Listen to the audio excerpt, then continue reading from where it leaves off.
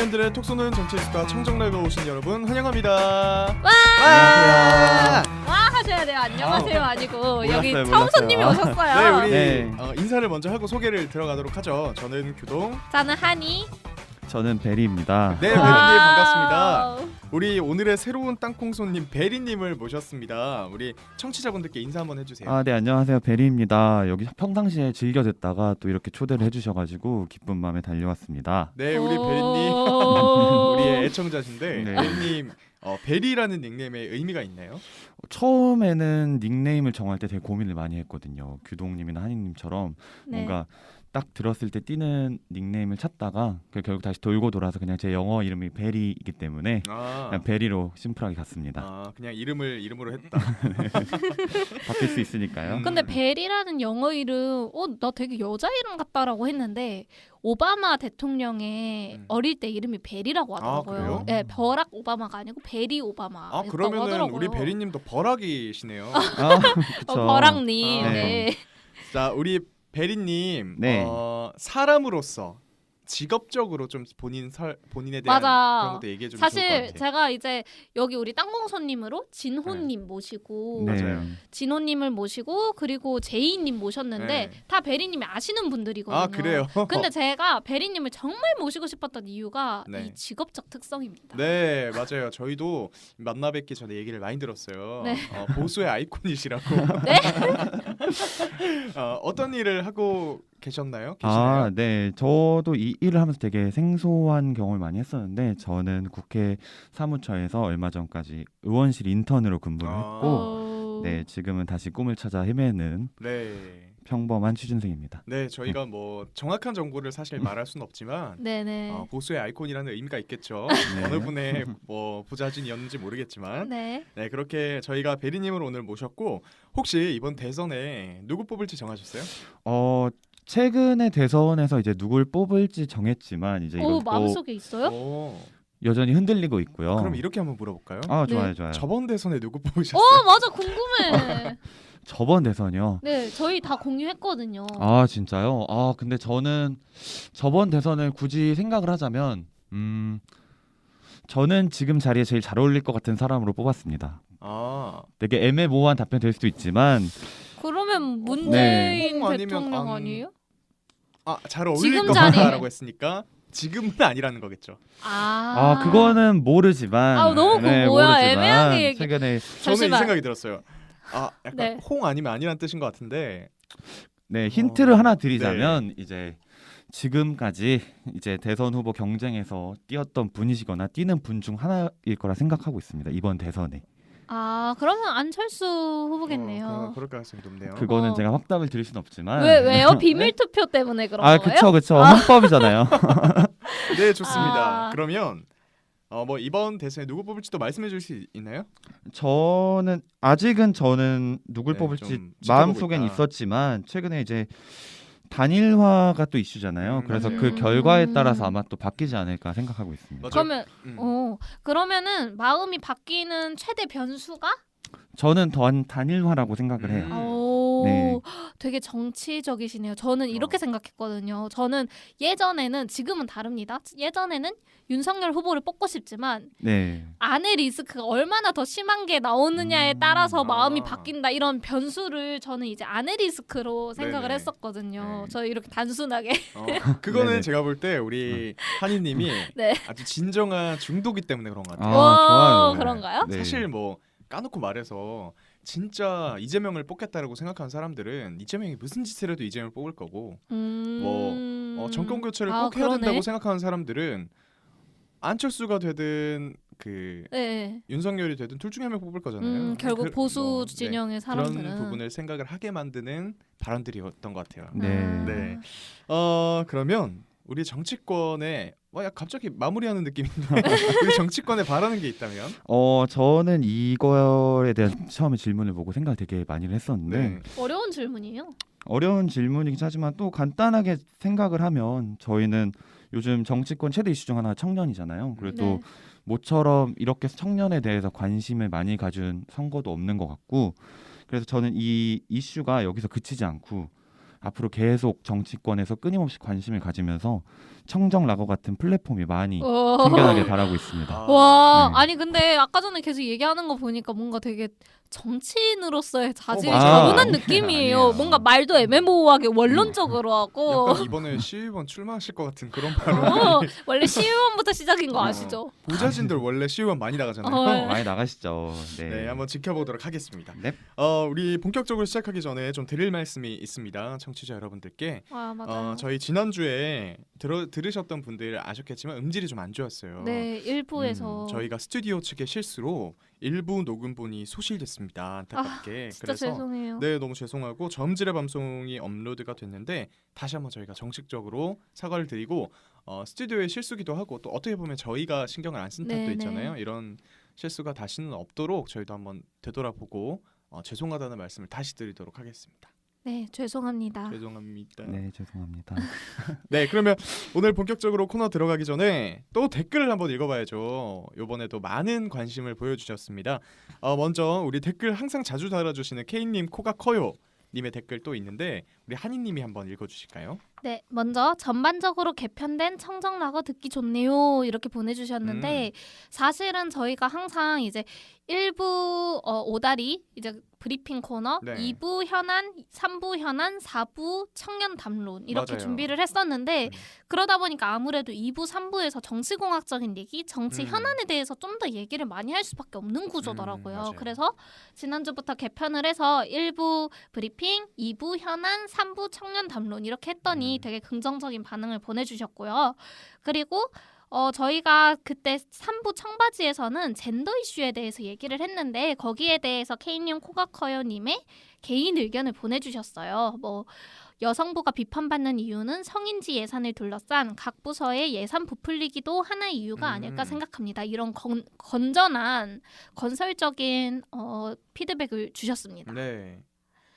이 성인지 예산을 둘러싼 각 부서의 예산 부풀리기라는 게 어떤 의미가 담겨 있는지 생각해 볼 거리가 사실 많은 것 같아요. 맞아요, 맞아요. 또 네, 저희가 놓쳤던 비판거리이기도 하고. 그리고 특히 청년층에서 지금 뭐 개개인의 이념이나 생각이 어떤 거랑은 별개로 청년층에게 여론조사를 했을 때 여성부 폐지의 의견이 과반수를 대부분 넘는 결과들이 많이 나오더라고요.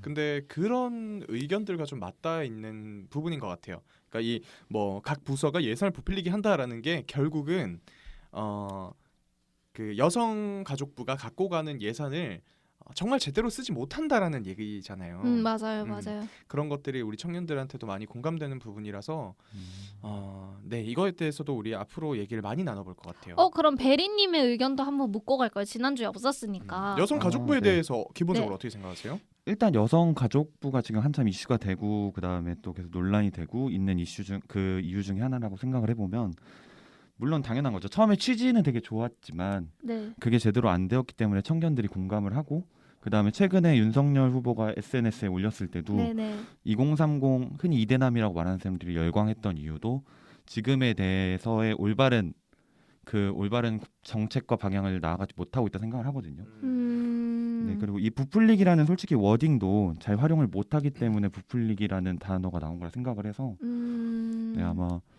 어떻게 됐든 간에는 좀 다시 크게 한번 바뀌어야 될 때가 되지 않을까. 개편은 필요하다라는 네, 그렇게 생각하고 입장이시군요. 있습니다. 네, 그러면 우리 다음 댓글도 한번 읽어볼까요? 우리 3만1통님의 댓글은 제가 한번 읽어볼게요. 네. 일단 청취자 의견을 이렇게 빠르게 반영하다니 좋습니다라는 의견을 달아주셨어요. 저희 청취자 중 1등 네. 청취자세요. 너무 감사합니다, 진짜. 네. 그리고 저희 항상 댓글 많이 보고 있어요. 네. 그러니까 댓글 많이 달아주시면 저희가 항상 읽어드리고 또 반영을 하도록 하겠습니다. 네, 이거 어. 한 번 소개해주고 싶은데 3만일통님이 또 이미지를 캡처해서 아. 올리셨거든요. 어떤 그래서 거였어요? 이 선거 기간에 유독 이 짤이 회자되더라고요. 인터넷 뉴스 기사 중에서도 이것이 재조명됐다고 하는 거 보면 이 그림이 정치풍자가 한국의 현재 상황과 맞아떨어져서 그런 게 아닙니다라고 하는데 제가 한번 이게 묘사를 한번 해줄게요. 이런 이제 심슨이라는 미국 만화를 이거를 공유를 해주셨더라고요. 네네. 근데 또 이 이미지가 우리한테 네. 안 보일까봐 네. 링크까지 다셔가지고 안 들어가면 여기로 들어가라 해서 네네. 제가 꼭 소개를 해야겠더라고요. 네, 그 그림을 한번 우리 네, 제가- 맛들어지게 표현을 한번 해주세요. 일단은 그 심슨 아버지가 선거를 멈춰 이놈들은 외계인이야라고 하면서 이제 딱 마스크를 벗겨요. 정치인의 마스크를 네. 벗기니까 이제 오. 외계인이 정말 나타납니다. 그래 맞아 우리 외계인이야. 근데 니들 뭐 어쩌겠어 양당제잖아. 너희는 좋든 싫든 우리 둘 중 하나를 뽑아야 돼. 라고 했어요. 근데 이제 시민 중에 한 명이 아니 나는 제3당에 투표할 건데 라고 했는데 외계인이 이렇게 말해요. 그럼 네 표가 종이 조각이 되어도 상관없다는 거야? 이러니까 시민들하고 외계인하고 다 같이 웃어요. 하하하하하 이러면서 웃고 나니까 이제 진짜 외계인 중에 그 중에 한 명이 집권을 한 거예요. 아. 네 이런 그 기득권 양당에 대한 제 생각에는 사만일통님이 조금 기득권 양당에 대한 염증을 정말 심하게 네네. 앓고 계시다는 생각이 든 게 저번에 우리한테도 너무 이재명 윤석열 후보 얘기만 하는 거 아니냐 제3지대 얘기 좀 많이 해달라라는 얘기를 하셨기 때문에 네. 좀 이런 그림도 잘 맞고 그리고 사만일통 님 같은 국민들도 많을 거라는 네. 생각이 듭니다. 아 정말 그 짤 너무 적절해요. 시의적절하고 저희도 공감이 많이 되는 게 이번 대선이 역대급 비호감 대선이라고 하잖아요. 그렇죠. 그렇게 사실 이 비호감 네. 대선이라고 하는 대상은 윤석열과 이재명이잖아요. 이렇게 양당이 견고하게 지금 경쟁을 하고 있는 체제여서 아니 두 사람이 너무나 비호감이면 다른 사람을 뽑으면 되잖아요. 네. 근데 그게 또 아니란 말이죠. 맞아요. 지금 체제는. 맞아요. 그래서 다른 후보들은 주목조차 받지 못하는. 맞아요. 뭐 우리 다 알고 있지만 뭐 김동연 후보도 있고 네. 허경영 후보조차도 주목을 못 받고 있어요, 별로. 네. 그리고 뭐 또 많죠. 네. 여튼 그런 군소정당에 대해서 그런 거에 대해서 너무 잘 짚어주신 것 같고 정의당에 대해서도 사만일통님이 조금 짚어주셨어요. 제가 공감되는 얘기들이 많이 있는데 네. 특히 이런 질문을 남겨주셨어요. 우리가 앞으로 좀 다뤘으면 좋겠다라고 하는 주제들이 있는데 왜 정의당과 심상정의 지지율이 이렇게 낮아졌느냐. 맞아 나 너무 맞아요. 그냥 궁금해요. 맞아요. 나는. 이건 사실 저희도 궁금하고 이거에 대해서 우리가 깊은 분석은 사실 못 해본 것 같아요. 네네네. 그래서 이것도 앞으로 좀 얘기를 해보면 좋을 것 같고 오늘 얘기할 기회도 있을 것 같아요. 네 오늘 있죠. 네, 그리고 또 정의당과 비슷한 정당이 너무 많기 때문은 아닐까라는 의견도 해주셨어요. 오 비슷한 정당. 많을까요? 정의당과 비슷한 정당이? 근데 저는 이런 생각이 들어요. 여기서 뭐 깊게 얘기할 건 아직 아니지만 네네네. 정의당이 원래 노동을 중심으로 갖고 가는 정당이었잖아요. 네. 이념을. 네. 근데 그 노동을 많이 버리고 있는 것 같아요. 잠시만요. 그 얘기는 우리 현안 좋아요. 코너에서 합시다. 좋아요. 오, 여기서 네. 다 할 뻔했네. 우리 비장의 무기를 좀 숨겨두도록 네, 요거 합시다. 그러면은 이따가 제대로 한번 짚어보고요. 다음 로우러으러님의 댓글 요거 우리 베리님이 한번 읽어주실까요? 로우러우러님의 댓글인데요. 아니 그러면 사형제도 폐지 운동하는 사람들은 사형 당할 만한 일을 저지르고 다녀서 폐지 운동합니까? 라는 댓글 남겨주셨는데 뒤에가 핵심이 생- 이거는 제가 좀 더 강조해서 읽으려고 네. 네, 듣다 보니까 어이가 없으시다고. 어이가 없네. 나도 마음 아파. 이거 우리 한이님 이거 네. 어느 부분 지난화 어느 네. 부분을 보시고 이렇게 남기신 걸까요? 네, 지난 에피소드를 못 들으신 분을 위해서 저희가 설명을 드리자면 사실 저희가 3부 이제 청년 담론을 나누는 코너 청바지에서 그러니까 젠더 이슈에 대해서 얘기를 했어요. 그러면서 무고죄 윤석열 후보가 이제 제시한 무고죄 처벌 강화라는 거에 대해서 얘기를 하면서 아니 무고죄 처벌 강화하는 사람들은 자기가 무고죄랑 관련 안 돼 있으면은 왜 처벌 강화를 주장하느냐 자기가 뭐 성폭행이나 이런 거기에 관련된 건덕지가 있으니까 무고죄 강력하게 처벌 강화하는 거 아니야? 이런 식으로 얘기를 했는데 4명이 다 동의를 했어요. 맞아, 좀 비슷한 의견이었죠 우리가. 네네. 그러게 이렇게 얘기를 했는데 여기에 대해서 이제 반박을 해주신 거예요. 근데 이렇게 말씀을 좀 드리고 싶어요. 맞아요. 일단 너무 맞는 말씀이고. 네. 하나- 저는 뜨끔했어요. 저도 그러네? 맞아요. 근데 맞아요. 우리가 한 가지 좀 짚고 넘어가야 될 거는 우리가 이 얘기가 나온 이유가 뭐냐 라고 했을 때 사실 거기서 출발을 한 거예요. 그 윤석열 후보가 SNS에 글을 올렸는데 네. 어떤 설명이나 이런 거 없이 그냥 띡 올렸는데 거기에 나왔던 글이 성범죄 처벌 강화 그리고 무고죄 강화를 같이 올렸단 말이에요. 네네. 그 두 가지가 너무나 모순되는 얘기다라는 얘기를 하면서 이 얘기가 나왔기 때문에 우리의 의견이 좀 쏠렸던 측면이 있는 것 같아요. 맞아요. 아. 그걸 비판하기 맞아요. 비판하다가 보니까 음. 그렇게 갔던. 근데 우리 게 있는 것 같아요. 로우러러님의 이 의견만을 보자면 진짜 맞는 말이죠. 맞아요.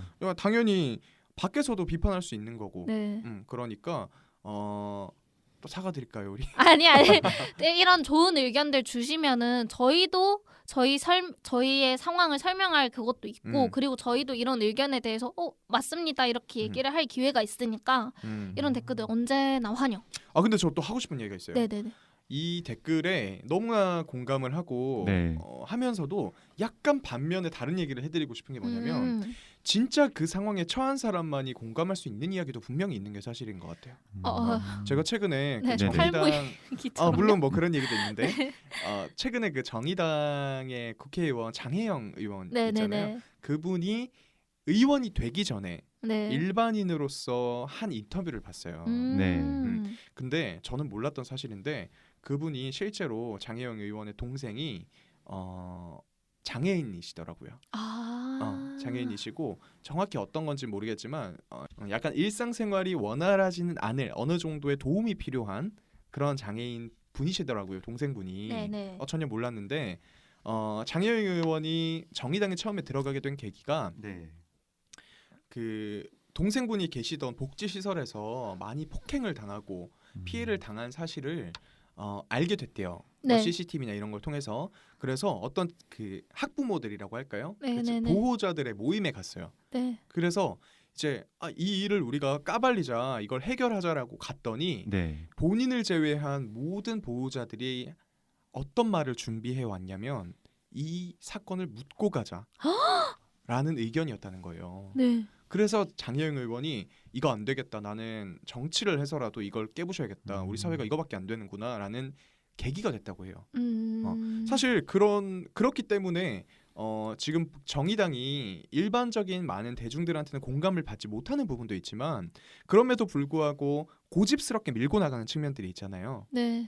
그런 게 왜 그럴까라고 생각을 해보면 그런 본인이 직접 경험을 했기 때문이라는 것도 있는 것 같아요. 뭐 성소수자에 대한 인권은 성소수자들이 더 공감을 할 수 있고 이런 거랑 비슷한 측면인 것 같은데 그런 측면에서 아니 사용제도 폐지 운운하는 사람들은 진짜 사용을 앞두고 있는 사람들이 더 할 말이 많은 건 사실일 거 아니에요.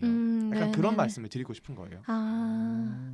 너무 말이 길었나요? 아니요. 이것도 맞고 저것도 맞다. 어쨌든 이건 이런 측면에서 맞고 저건 저런 하여튼 이렇게 좀 측면에서 설명을 맞다. 드렸고요. 댓글 하나 더 있어요. 네네네. 우리 한이님. 네. 9819273님이 남겨주신 댓글입니다. 탈모는 당사자가 아니면 느끼지 못해요. 탈모가 남성이든 출산을 한 여성이든 그리고 나이가 들어가서 생기는 경우이든 큰 스트레스이거든요. 저는 충분히 고려해볼 만한 생각이 듭니다. 네, 제가 사실, 말한 거랑 좀 비슷하네요. 네네.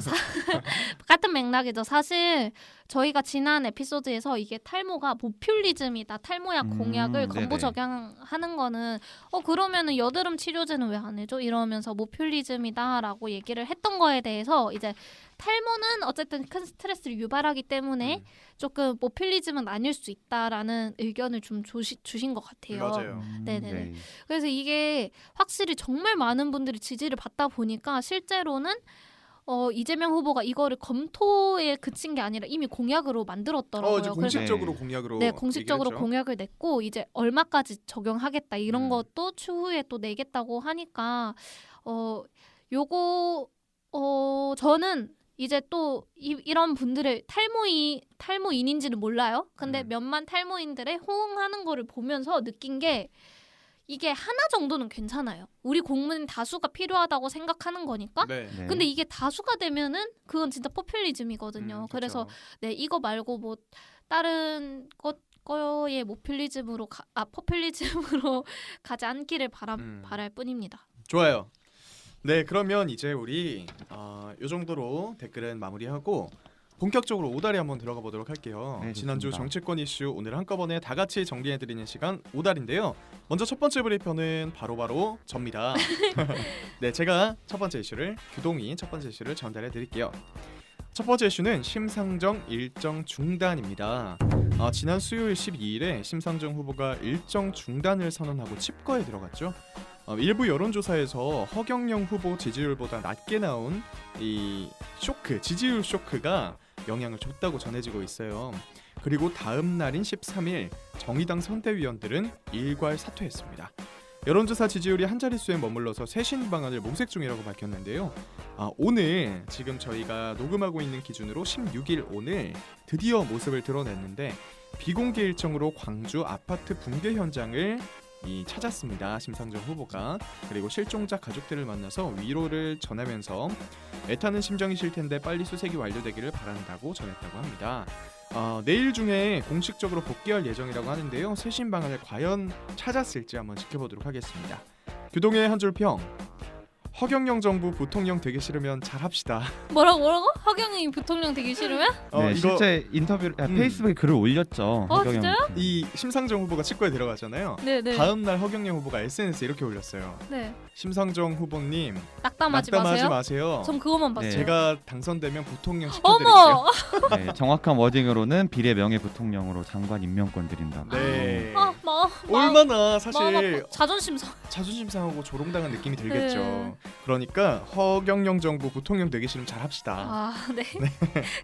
네, 두 번째 이슈 우리 베리님이 소개해드릴게요. 네, 베리가 소개할 두 번째 이슈는 안철수 양자토론 반발인데요. 지난 13일 목요일 이재명 윤석열 후보가 양자TV 토론을 설전에 개최하기로 했다고 밝혔잖아요. 근데 이제 주제는 모든 국정 전반 모든 현안을 다루기로 합의를 했지만 이제 안철수 심상정 후보가 배제됐기 때문에 거기서 이제 두 후보가 즉각 반발을 했고요. 안철수 후보는 거대 기업 독과점 폐해랑 같다고 발언을 하셨고 이동영 정의당 수석 대변인은 담합이자 언론 통제라고 말을 했어요. 이제 청정라고 청취자분들은 이거에 대해서 어떻게 생각하는지 저 또한 같이 궁금하거든요. 그래서 저의 한 줄 평에는 설 전에 전력 투구를 위한 후보들의 몸값 부풀리기라고 생각합니다. 몸값 부풀리기다. 몸값 부풀리기다. 몸값 부풀리기라는 말은 진심이 담기지 않았다라고도 볼 수 있는 건가요? 아니 제가 생각하는 거는 이게 되게 정치적인 워딩이 될 수도 있지만 어떻게 보면 사회 민심이 되게 중요하잖아요. 되게 맞아요. 사람들도 많이 모이고 그만큼 맞아요. 정치 얘기가 활발하고 주목을 받는 시기인데 이제 이때쯤에 주목을 받으려면 지금 어떻게든 사이즈를 키워야 그때 발언도 더 세게 할 수 있고 행보도 더 주목받기 때문에 저는 안철수 후보, 심상정 후보가 여기서 아마 소리를 높인 이유도 그것 때문이 아닐까 싶습니다. 맞아요. 말씀하신 것처럼 설 지금 직전이기 때문에 네네. 더 정치권에서 막 뭔가 다툼이 일어나고 있잖아요. 그런 얘기도 우리 2부에서 다뤄보도록 할게요. 네. 세 번째 이슈 우리 한이님. 한이가 소개할 세 번째 이슈. 김건희 7시간 녹취 방송 일부 허용. 유튜브 채널 서울의 소리 촬영 기자가 작년 7월부터 12월까지 윤석열 후보의 아내 김건희 씨와 7시간 45분이나 통화를 했다고 합니다. 이 통화 내용을 MBC에 넘겼고 탐사보도 프로그램 스트레이트에서 방송을 할 거라고 예고편이 계속 나갔는데요. 이에 반발한 국민의힘이 방영정지 가처분 신청을 냈고 법원은 금요일에 일부 내용만 방송하도록 허용했습니다.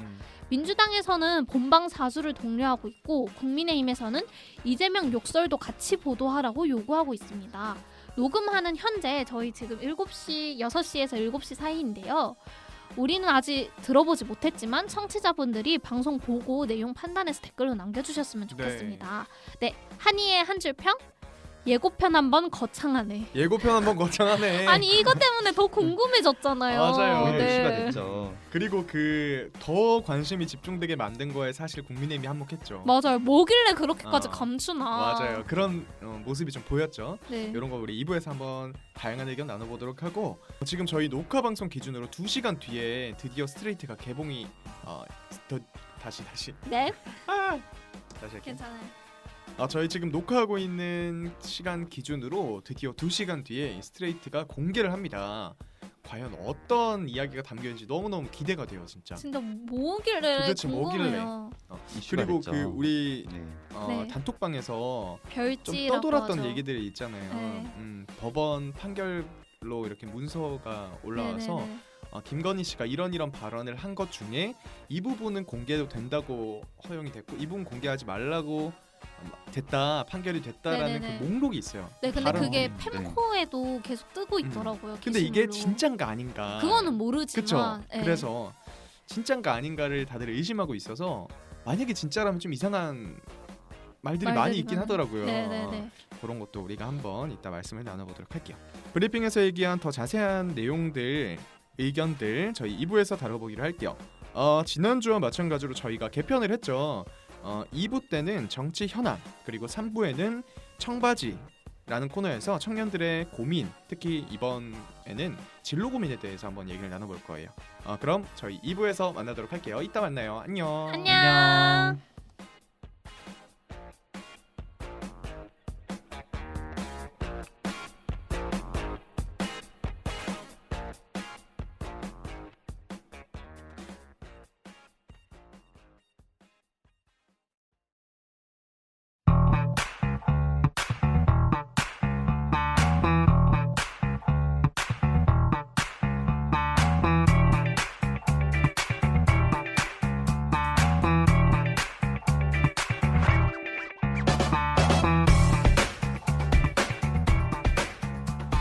네, 저희 청정라고 2부로 돌아왔습니다. 반갑습니다. 와 와. 하셔야 됩니다, 베리님. 좋네요. 와. 텐션. 네, 우리 텐션 올릴게요. 높아요. 네, 좋아요. 우리 2부 안주거리로 돌아왔는데 첫 번째 안주거리 바로 정의당 지지율 고전입니다. 우리 정의당에 대해서 얘기를 좀 나눠볼 건데 네. 정말 이런 얘기가 많아요. 한국 진보 정치의 위기다. 네. 이런 얘기가 있어요. 이번 정의당의 어떤 지지율 하락 그리고 심상정 후보의 칩거 이런 네. 사태에 네네. 대해서 우리 베리님 일단 어떻게 생각하시나요? 저는 진보 정치의 위기가 맞죠. 어떻게 보면 지지율이 제일 정치에 단면적으로 제일 잘 보여줄 수 있는 거니까. 그래서 그것도 맞다 생각하고 한편으로는 이 지지율 하락의 이유에 대해서 얘기를 해도 되나요? 제가 생각하는 이유는 네네. 그럼요. 자유롭게. 그간의 심상정 후보가 대선에 여러 번 나왔잖아요. 네. 그래서 저는 거기서 이미지 소비가 되게 많이 됐다고 생각해요. 이미지 소비. 그래서 정의당 내에서 그렇다고 심상정 후보를 대신해서 정의당의 얼굴이나 마스코트가 될 만한 사람도 아직은 없는 것 같고 그래서 이제 울며 겨자 먹기 형식으로 심상정 후보가 나가지만 이제 국민들은 거기서 이미지 소비가 됐다 생각합니다. 네. 근데 사실 정의당에서 유일한 지역구 의원에다가 4선 의원이잖아요. 맞아요. 그러다 보니까 그 사람만큼 정치 경험치를 내세울 사람도 없고 네. 인지도도 그 심상정 의원만큼 다들 다른 뭐 붙었던 경선 후보들도 이미지가 높지 않아가지고 저는 이게 진짜 후배 인재 양성에 실패한 게 아닌가라는 생각이 맞아요. 들어요. 후배 인재 양성 실패 저 진짜 공감하는데 네.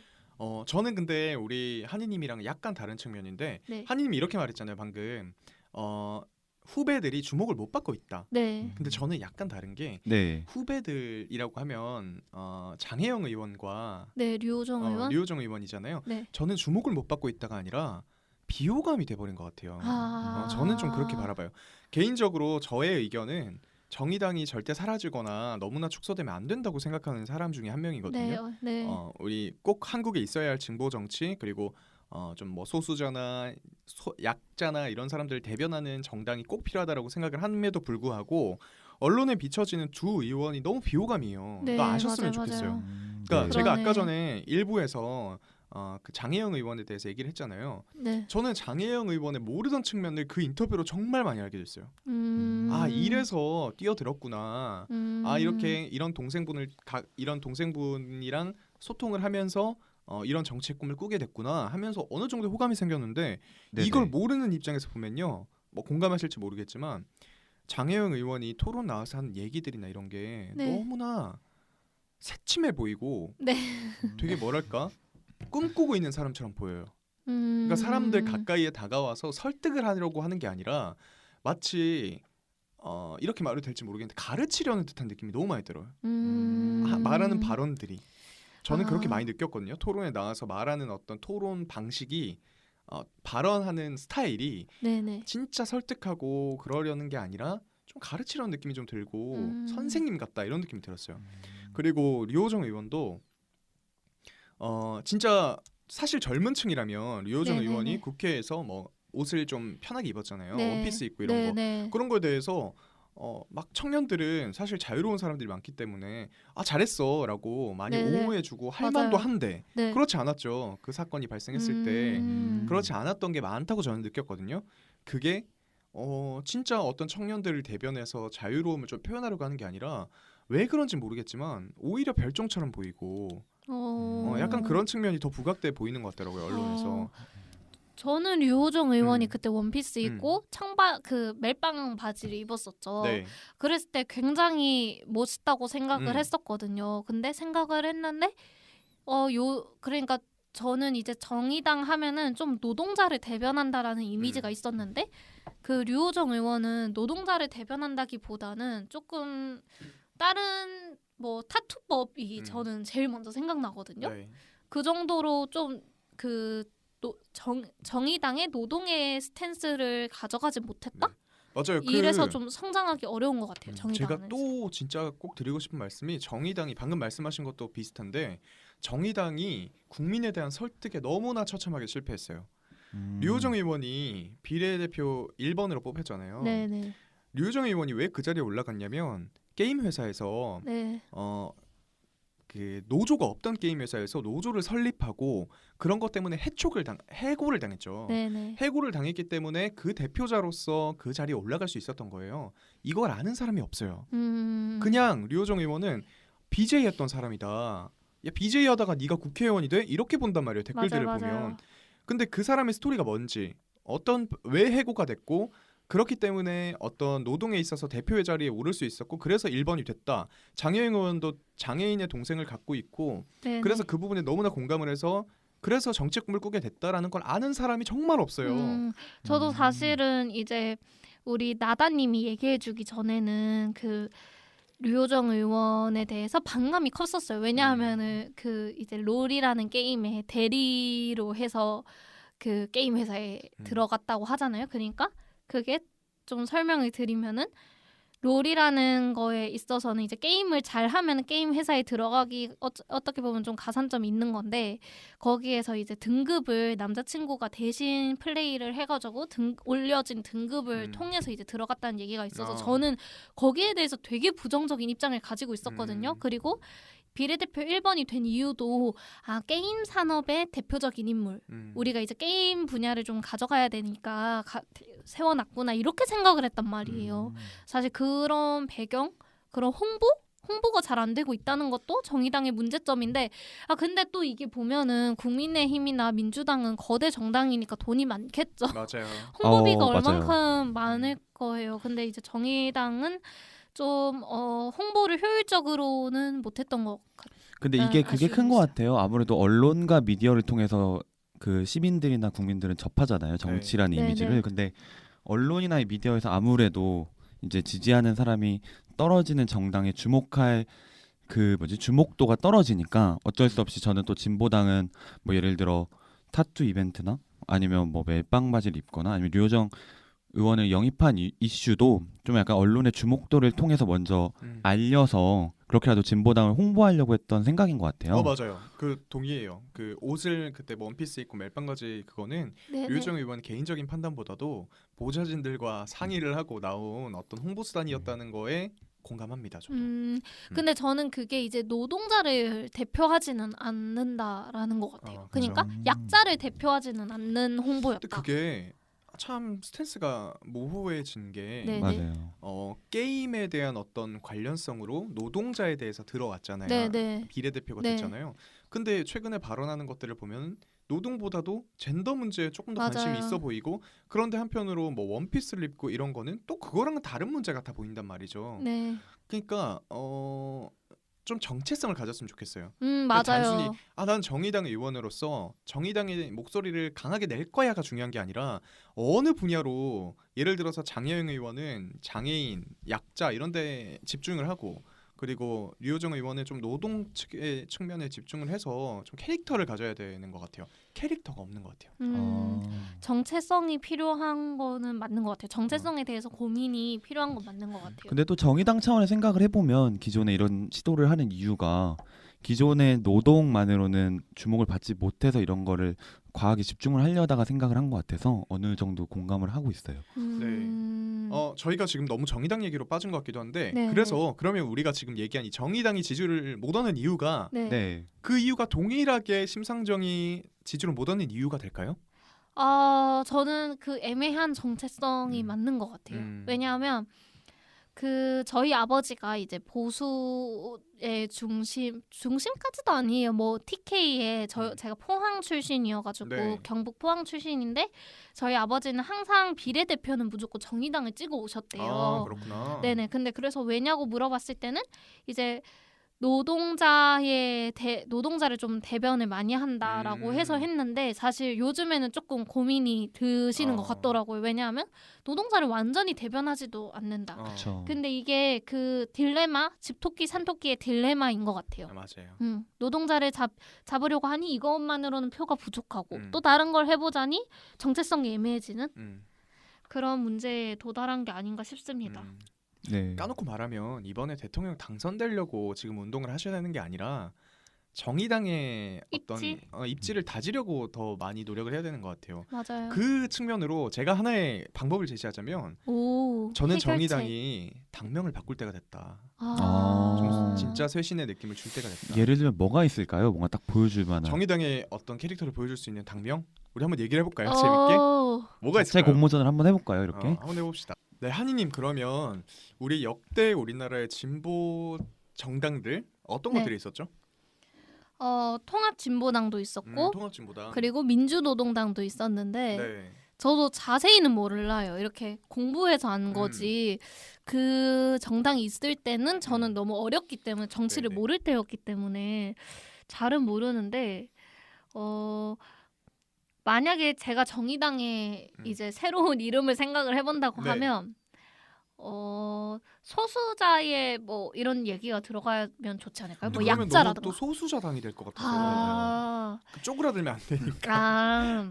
근데 그게 그러면 진짜 정체성이 중요할 것 같아요.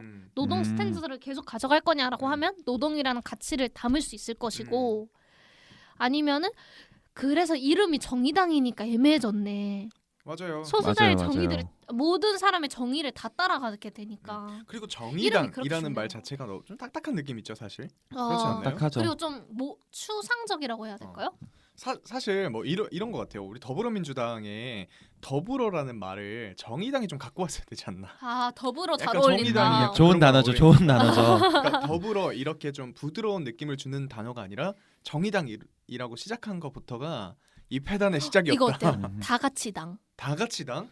다 같이 당. 다 같이. 같이 당. 좋은데? 가치 밸류. 아 좋아요. 다 잠시만요. 근데 심상정 후보가 내일 그러니까 이제 저희 방송을 오늘 그 일요일 밤에 올리긴 할 건데 월요일 날 기자회견을 한다고 했어요. 쇄신안을 발표할 것으로 설마. 보이는데요. 설마 정당. 당명 바꾸면 제가 로또 사러 갑니다. 네, 바로 갑니다, 가셔야 돼요. 우리. 바로. 네. 맞아요. 그러면 갑자기 생각나는데 네. 제 사촌 형이 저랑 네네. 나이 차이가 많이 나요. 네. 근데 그거 아시죠? 옛날에 민주노동당이 좀 입지가 있었을 때 지금 정의당 이런 거 없었을 때는 대학교 그 회장들 네. 네. 대학교 회장들 모임이 있잖아요. 그 중에 통합 뭐 회장이라고 해야 되나?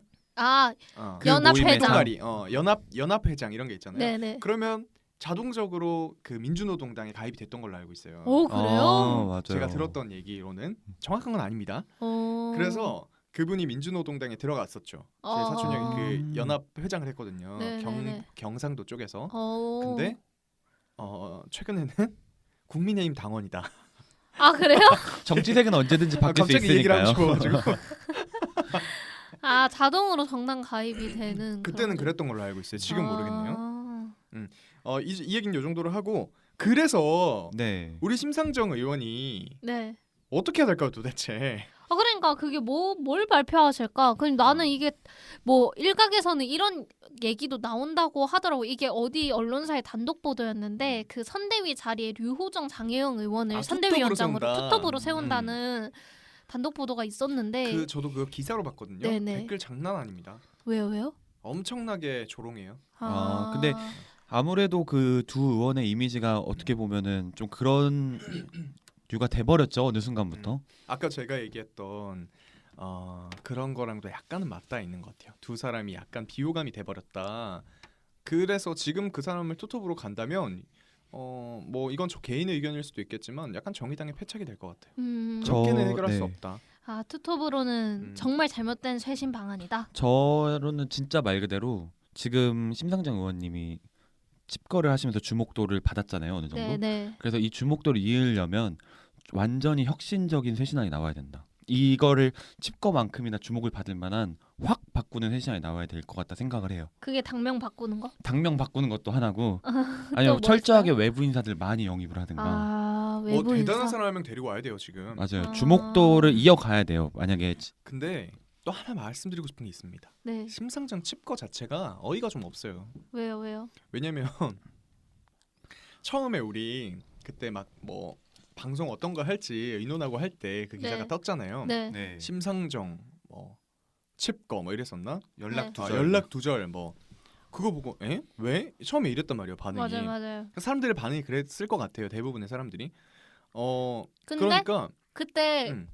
그때 이제 나다님이 대답을 음. 허경영보다 지지율이 낮게 나왔대요. 이렇게 하는 순간 음. 점점점 저는 인정이 근데 이게 되더라고요. 사실 무슨 사건이 생긴 것도 아니고 그냥 여론조사에서 지지율이 낮다고 갑자기 칩거? 갑자기 뭐 쇄신? 이게 그렇게 공감되는 이슈는 아니었던 것 같아요.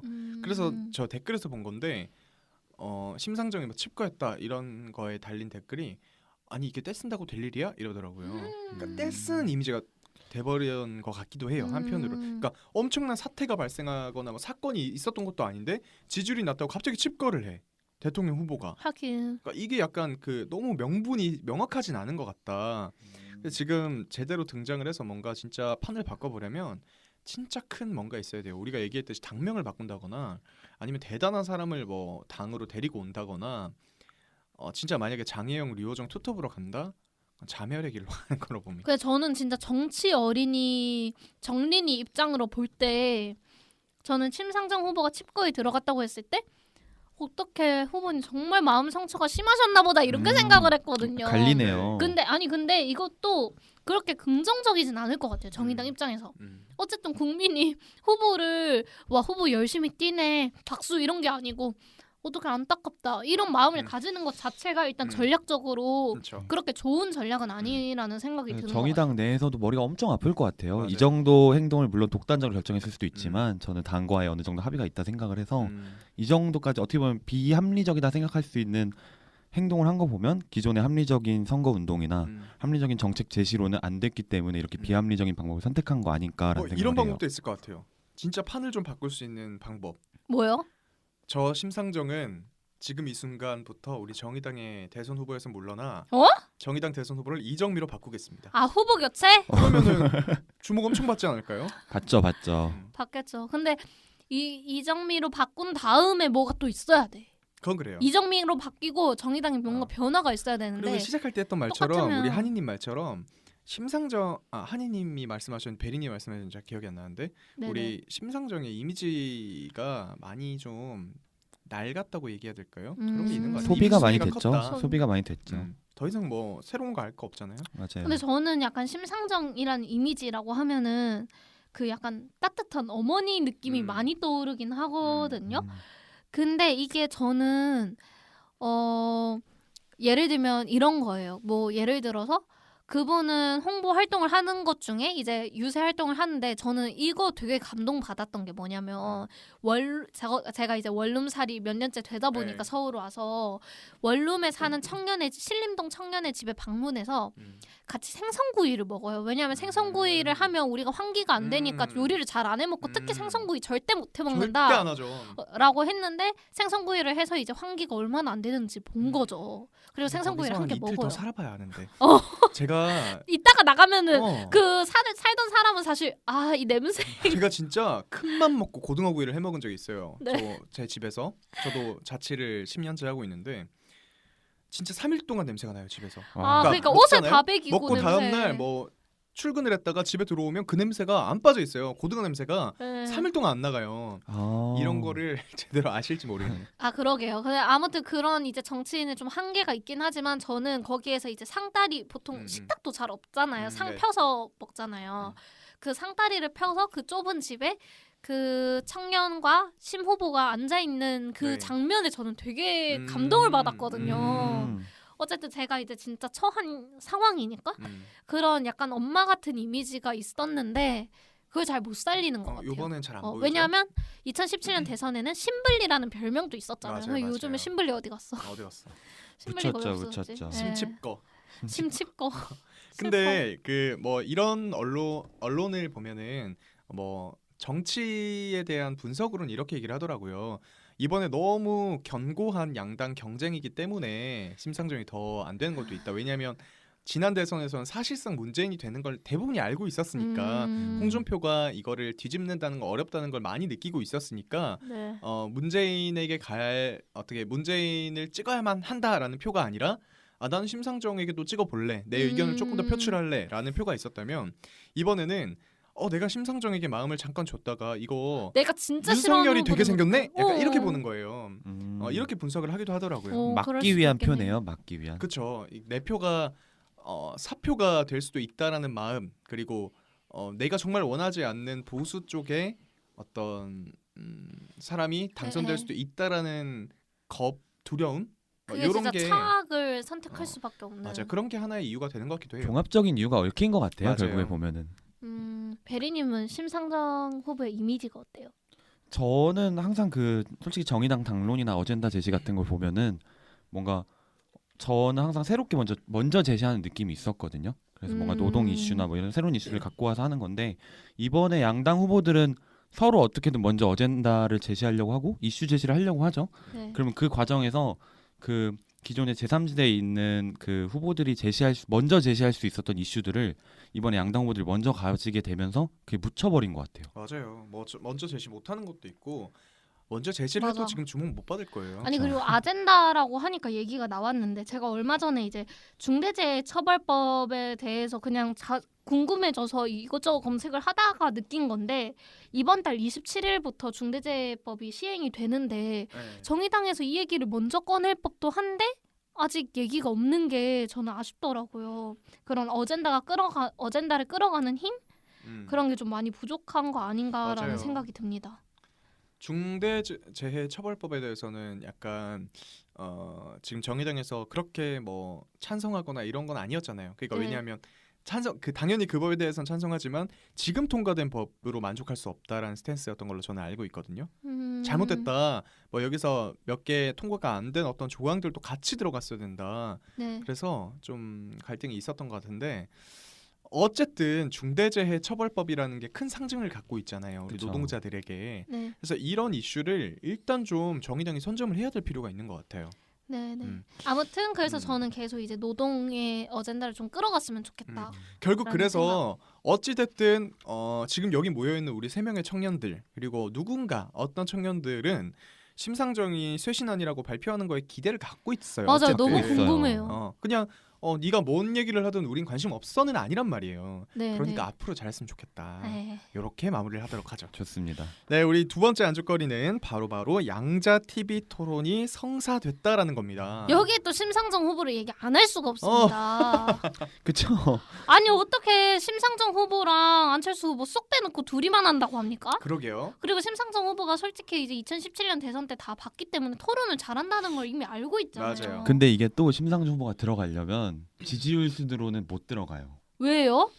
허경영 후보보다 지지율이 낮았기 때문에. 그럼 허경영을 포함시켜야 된다 이렇게 논리가 되는 겁니까? 그쵸. 그래서 이제 점점 애매한 것 같아요. 만약에 그 후보 토론을 어떻게 진행하냐에 그런 따라서. 맥락도 있구나. 근데 제가 알기로는 법적으로 규정된 3회 토론이 있잖아요. 거기에 네. 조건이 있단 말이에요. 네. 참여할 수 있는 대선 후보의 조건이 있는데 네네. 제가 알기로 뭐 몇 % 이상의 정당 지지율을 갖고 있는 네 그리고 정당의 후보 혹은 여론조사를 지금까지 공인된 여론조사 회사에서 했던 걸 평균을 냈을 때 몇 프로 이상 뭐 이런 것들로 했을 때 네. 심상정까지가 포함된다고 얘기를 들었어요. 그것도 있지 않아요? 원내 국회의원 수 뭐 이런 맞아요, 것도 그런 있지 거. 않아요? 그런 걸로 봤을 때 허경영은 단 하나의 여론조사가 심상정을 이겼다고 해서 허경영 낄 수 없어요. 왜냐하면 허경영의 지지율이 몇 프로를 넘지도 못했어요. 네네. 몇 프로를 넘지도 못했을 뿐더러 정당의 지지율이나 정당의 의석수도 조건이 안 되기 때문에 허경영은 어떤 방법으로도 일단에는 토론 낄 수 없어요. 일단 토론에는 낄 수 없고 네. 심상정은 낄 수는 있는데 지금 자존심이 상한 상태란 말이죠. 이미 자기들끼리 하겠다고 했는데 거기 끼겠다고 뭐 이렇게 얘기를 맞아요. 할 수도 없는 노릇? 근데 이거는 많은 사람들의 관심을 끌 수는 있겠지만 이 양당 양자 토론이 네. 하지만 기본적으로 잘못된 것 같긴 해요. 왜 둘만 해? 맞아요. 근데 여기에 대해서 아무도 의견 제시를 안 하다가 윤상현 국민의힘 의원이 15일 날에 SNS에 글을 올렸어요. 안철수 후보도 참여시켜야 된다고. 근데 이것도 웃겨요. 안철수 후보를 참여시켜야 되는 심상정 후보 얘기 없었어요. 그러니까 안철수 후보만 참여를 또 시켜야 된다라는 거의 근거는 뭐야? 그러니까 법적으로 규정된 토론의 어떤 조건, 토론에 들어와야 되는 후보의 조건으로 치면 심상정까지가 들어가는 게 맞고요. 그러니까요. 아니면 진짜 그냥 양자 토론이라고 해서 둘만 하든가 웃기지만 둘만 하든가 삼자 토론 또 뭐야?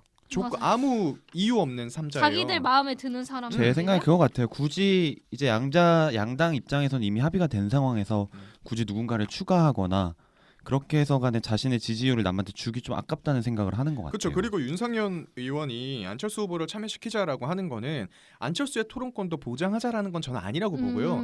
어쨌든 안철수가 끼면 보수 대 진보가 2대1이 되니까 이재명이 네. 좀 불리할 거고 그리고 나중에 선거 직전에나 단일화가 된다고 쳤을 때 어찌됐든 도움이 될 거잖아요. 주목도가. 네, 그래서 네, 그런 거에서 나온 되게 어떤 정치공학적인 전략적인. 저는 안철수 후보 지지율이 낮았다면 이 얘기 안 나왔을 거라 그렇죠. 생각해요. 안철수가 얼마 전처럼 3%였다면 이 얘기를 했을까요? 안 하죠. 그리고 정의당 이동영 수석 대변인은 이게 언론 통제라고까지 얘기를 했어요. 이게 무슨 두 명만 얘기고 나온다는 하니 게? 왜냐하면 그 둘이 얘기를 하면서 공중파 3사에서 이거를 초청 토론회를 해달라. 그러니까 기획을 좀 해달라라고 얘기를 했는데 사실 공중파에서는 4명 토론을 불러도 되는 건데 2명을 해라라고 요구를 한 거잖아요. 그래서 언론 통제라는 말이 나오는 것 같아요. 이거를 그 민주당과 국민의힘 측에서 같이 뭐 제안을 한 건가요? 방송사 측에? 네네네. 그때 이제 성일종 의원하고 음. 토론을 합의를 마치고 나와가지고 그렇게 그 합의문을 발표를 한 거예요. 방송 토론회에 초청 토론회를 하는 방식으로 해달라 이렇게. 일단 시청률은 높겠네요. 네. 둘 중에 대통령이 되는 건 확실하니까 네네네. 사람들이 관심은 집중되겠죠. 그래서 근데 네. 그걸 떠나서 우리나라가 앞으로 나아가야 할 어떤 선거의 방향성을 봤을 때 이런 건 옳지 못한 것 같아요. 다양한 의견을 제시하고 왜냐하면 TV 토론이 솔직히 말하면 저희 국민들이 그나마 정치인들을 후보들을 제일 직접적으로 느낄 수 맞아요. 있는 그걸 생각해서 저는 다양한 의견을 개진할 수 있는 기회를 줘야 된다 생각해요. 그리고 맞습니다. 사실은 우리가 이제 볼 때 기사를 통해서 많이 후보들의 이야기를 접하잖아요. TV나 기사를 통해서 보는데 어떻게 보면은 완전 공평하게 볼 수는 없단 말이에요. 내가 이게 그 언론사 네이버 포털에서는 추천을 해주잖아요. 내가 국민의힘 기사를 많이 보면 국민의힘 기사를 추천해주고 이렇게 AI가 선별을 하다 보니까 어쨌든 확정 편향이 심해지는데 사실 토론에는 똑같은 분량을 가지고 똑같은 주도권을 가지고 이렇게 공격을 하다 보니까 사실 그런 필터 버블 없이 딱 직관적으로 그 하나의 장면을 볼 수 있는 건데 그 기회가 없다는 게 너무 그쵸. 아쉽습니다. 그래서 저는 진짜 양자 TV 토론을 하게 되면 그 이슈가 한참 지속될 것 같기 때문에 이거는 진짜 안철수 후보나 심상정 후보가 들어가야 그나마 그들에게도 지지율 반등의 기회가 될 맞아. 수 이거 있다 진짜 생각하거든요. 안철수 심상정 죽이기야 그냥. 음. 그냥 둘만 하겠다는 거잖아. 맞아요. 근데 어찌됐든 지금 합의가 됐잖아요. 네. 할 그렇죠. 거예요. 뭐 우리가 어떤 의견을 내든 양자 토론을 합니다. 이미 준비를 하겠죠. 서로. 근데 거기서 저는 이 질문이 꼭 나올 거라고 봐요. 이 질문이라기보다 요거에 대한 이슈 바로 멸콩 논란이죠. 아 맞아. 멸콩 논란에 대해서 논란. 분명히 좀 이슈가 될 거예요. 왜냐면 이 안보 토론에서도. 이슈도 지금 또 뜨고 있기 맞아요. 때문에. 뭐 멸공에 대한 얘기를 하면서 그러면 안보가 중요하지 않다고 생각하십니까? 뭐 이렇게 얘기를 할 수도 있겠죠. 네네네. 그러면 우리 멸콩에 대해서도 얘기를 좀 해봅시다. 아니 근데 멸공이 뭐가 문제예요? 멸공이 예전에 그거잖아요. 공산주의를 멸하자라고 해서 예전에 이제 6.25 전쟁 끝나고 나서 어른들이 교과서에서 배웠던 네. 그런 그냥 단어 옛날 구시대적인 단어라고 생각을 했는데 그게 뭐가 문제인지 저는 이해를 하기가 힘듭니다. 제가 알기로는 이게 확실한 건 아니지만 처음에 이 멸공이라는 단어가 정용진 신세계 부회장 SNS에서 시작된 걸로 알고 네. 있거든요. 네. 그래서 이게 처음에 그 정용진 부회장이 멸공이라는 단어를 인스타 게시물에 썼는데 네. 이제 그게 게시물이 삭제가 됐대요. 인스타그램 측에서 삭제가 돼서 그럼 이제 정용진 부회장이 이것도 해봐라, 이것도 삭제를 해봐라 해서 멸공이라는 단어를 계속 게시물에 쓰기 시작했는데 바꿔서 멸콩 막 이렇게 올린 거예요? 이제 그게 정치화 이슈로 번진 거죠. 그러니까 멸공에 대한 얘기를 처음에 SNS에 올려서 그게 이제 그 내려간 건지 네. 아니면 그 이후에 멸콩이라는 걸 올린 건지 모르겠어요. 멸공을. 네. 근데 어찌됐든 정용진 그 회장 입장에서 멸공이 차단이 당하네. 근데 어쨌든 그거는 오류였다고 밝혀졌어요. 네. 그건 네. 어떤 의도가 네. 있어서 그걸 내린 게 아니라 내려진 게 된 게 아니라 그냥 오류였다. 단순 오류였다. 네. 네. 근데 정용진 회장 입장에서는 멸공을 못 올리게 하네. 그러면 멸콩이라고 올려야지. 해시태그 멸콩을 한 거죠. 아니, 멸콩이라고 올리지도 않았어요. 해시태그 멸치, 해시태그 콩 이렇게 올린 거예요. 약간 그냥 일종의 좀 재미있게 네, 풀어내려고 네, 한 네, 거죠. 네. 그거를 올렸는데 문제는 뭐냐. 여기까지는 우스개로 넘어갈 수 있었는데 네. 그거에 대해서 이제 정치인들이 이슈화를 시킨 거예요. 네. 국민의힘 던졌죠. 정치인들이 뭐 윤석열 후보와 네. 몇몇 국회의원들이 약간 왜 멸공이란 말을 내리냐. 우리나라가 이렇게 사회주의가 됐냐. 네. 뭐 우리나라가 이렇게 언론이 탄압되냐라고 네. 어떤 그런 프레임을 던지면서 멸치 사는 사진과 콩 산 사진을 찍어서 올린 거예요. 어떤 릴레이처럼. 네네네. 거기서 이제 문제가 생긴 건데 네. 일단 멸공이라는 단어 있잖아요. 네. 멸공에 대해서 어떻게 생각하세요? 이거는 뭐 철지난 단어라고 생각해요? 아니면 앞으로도 우리가 많이 주목해야 될 어떤 단어라고 생각해요? 전 나쁜 단어라고 생각을 해요. 음. 이념을 가지고 우리가 6.25 전쟁 때 싸운 거잖아요. 그래서 저는 뼈 아픈 단어고 이제는 없어져야 되는 건데 어쨌든 멸공도 멸하자 공산주의 딱 봐도 그 이념을 가지고 나랑 너는 너랑 나랑 생각이 다르니까 너 죽어 이런 의미로 저는 생각을 하고 있기 때문에 근데 저는 이 단어가 네. 멸하자 공산당 이게 그 단순한 단어 뜻 가지고서는 우리나라에서는 얘기하면 안 된다고 보는 게 네. 너무 저희 안보관과 제일 직접적인 단어라 생각해요. 그래서 그 예전에 역사가 있고 네. 어떻게든 그 각자 뭐 지금이야 뭐 남북 관계 많이 개선됐다고 하지만 계속 어떻게든 주적은 북한이었고 이런 거에 이슈들이 계속 있잖아요. 네네. 그래서 이건 안보관과 연결시켜야 되는 게 맞다 생각하는 단어라 이걸 함부로 부르지 말자 부르자는 너무 단어 그 자체 뜻에 집중하는 거 아닌가 생각을 합니다. 근데 프레임을 이렇게 이끌고 가긴 해요. 지금 민주당 측에서는 네. 철지난 말이다. 네네. 아니 21세기에 왜냐하면 그 조국이 이렇게 올렸잖아요. 조국이 그 멸공이라고 한 정용진의 그 SNS를 캡처해가지고 네. 2021년 뭐 21세기에 멸공을 논하는 기업 부회장이 있다. 막 이렇게 올렸잖아요. 이게 무슨 말이냐면 약간 철진한 사람, 약간 옛날에 빠져 있는 옛날 색채에 빠져 있는 사람, 뭐 극우, 약간 이런 식으로 몰아가려는 어떤 문장이었다고 전 생각을 했거든요. 네. 이렇게 지금 갖고 가는 것 같고 보수 어떤 국민의힘 쪽에서는 아니 멸공이라고 말하는 게 왜 잘못된 거야? 멸공 우리나라에서는 할 수 있는 말 아니냐? 니 북한 사람이냐? 공산주의냐? 이렇게 가는 거죠. 저는 개인적으로 둘 다 맞다고 봐요. 둘 다 맞죠? 그러니까 일단 철지는 얘기도 맞아요. 네. 진짜 뭐 지금 간첩이 있느냐 없느냐 모르죠. 네. 간첩이 우리한테 숨어서 뭐 같이 있을 수도 있죠. 그걸 떠나서 우리나라 정치가 발전을 하려면 지금 멸공에 빠져 있을 때는 아니다. 조금 더 미래지향적인 얘기를 해야 될 것 같다는 생각이 들고요. 근데 그렇다고 해서 민주당이나 정말 친여 성향을 가지신 분들이 이건 개인적인 의견이에요. 네. 멸공이라는 말을 올린 부회장에 대해서 지금 그걸 하고 있잖아요. 불매를 하고 있잖아요. 멸공에 대한 불매도 이상한 것 같아요, 사실. 사과를 했죠 결국. 근데 아니 부회장이. 뭐 사과한 건 사과한 건데 그 사과는 사실 국민에 대한 사과라기보다는 뭔지 그거 알죠? 주가가 주가가 떨어졌기 떨어졌기 때문에 때문에. 그런 거라고 생각을 하고 아니 멸공이라는 단어를 올렸다고 불매를 하는 것도 사실 이상하지 않아요? 네. 맞아요. 좀 이상한 것 같아요. 이게 그래서 뭐 이마트 안 간다는 거예요? 그렇게 이 신세계 물건을 사지 말자. 스타벅스, 아. 이마트, 신세계 뭐 이렇게 몇 가지를 리스트로 올려놓고 요거에 대해 불매를 한다고 하더라고요. 또 웃긴 게 반대로 또 보수 성향의 지지자들은 음. 사자, 애국 마케팅을 하자. 그렇죠. 그러니까 하고 싶은 말은요. 너무 양쪽에 극단으로 가 있는 사람들은 대중에게 공감을 못 받아요.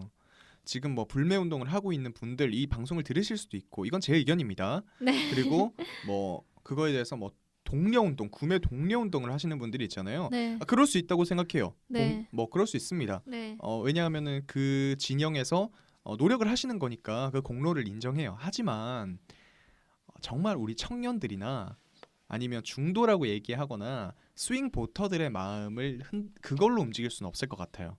별로 공감 못 하겠어요, 사실. 봐봐 나 지금 그게 뭐가 문제인데 이러잖아요. 별로 공감 못 하겠어요. 그거 가지고 그렇게까지 가는 게. 참 그게 그래서 우리나라 정치가 뭔가 안타까운 부분이 그건 것 같아요. 뭔가 특별한 계기나 이런 게 있으면 이제 확 불이 붙는. 맞아요. 냄비라고 하죠. 물론 당연 그게 계기가 있어야 붙는 건 당연하지만 네. 그 계기에 있어서 붙는 그 화약이나 불의 그 강도가 그동안 자신 축적되어 온 뭐 정치에 대한 공부, 정책에 대한 방향성에 대한 공부 이런 게 아니라 감정을 그냥 표출하는 그런 걸로 치부가 돼버린 것 같아요. 어느 맞아요. 순간부터. 그래서 저는 또 긍정적으로 생각해 보려면 멸공 때문에 아까 이제 베리님이 얘기하신 북한은 주적이다라는 그 문구랑 그리고 안보관에 대해서 생각을 든다고 했는데 저도 거기에 대해서 생각을 해볼 게 저는 이제 북한은 주적이다라고 하는 거는 정말 중요하다고 보거든요.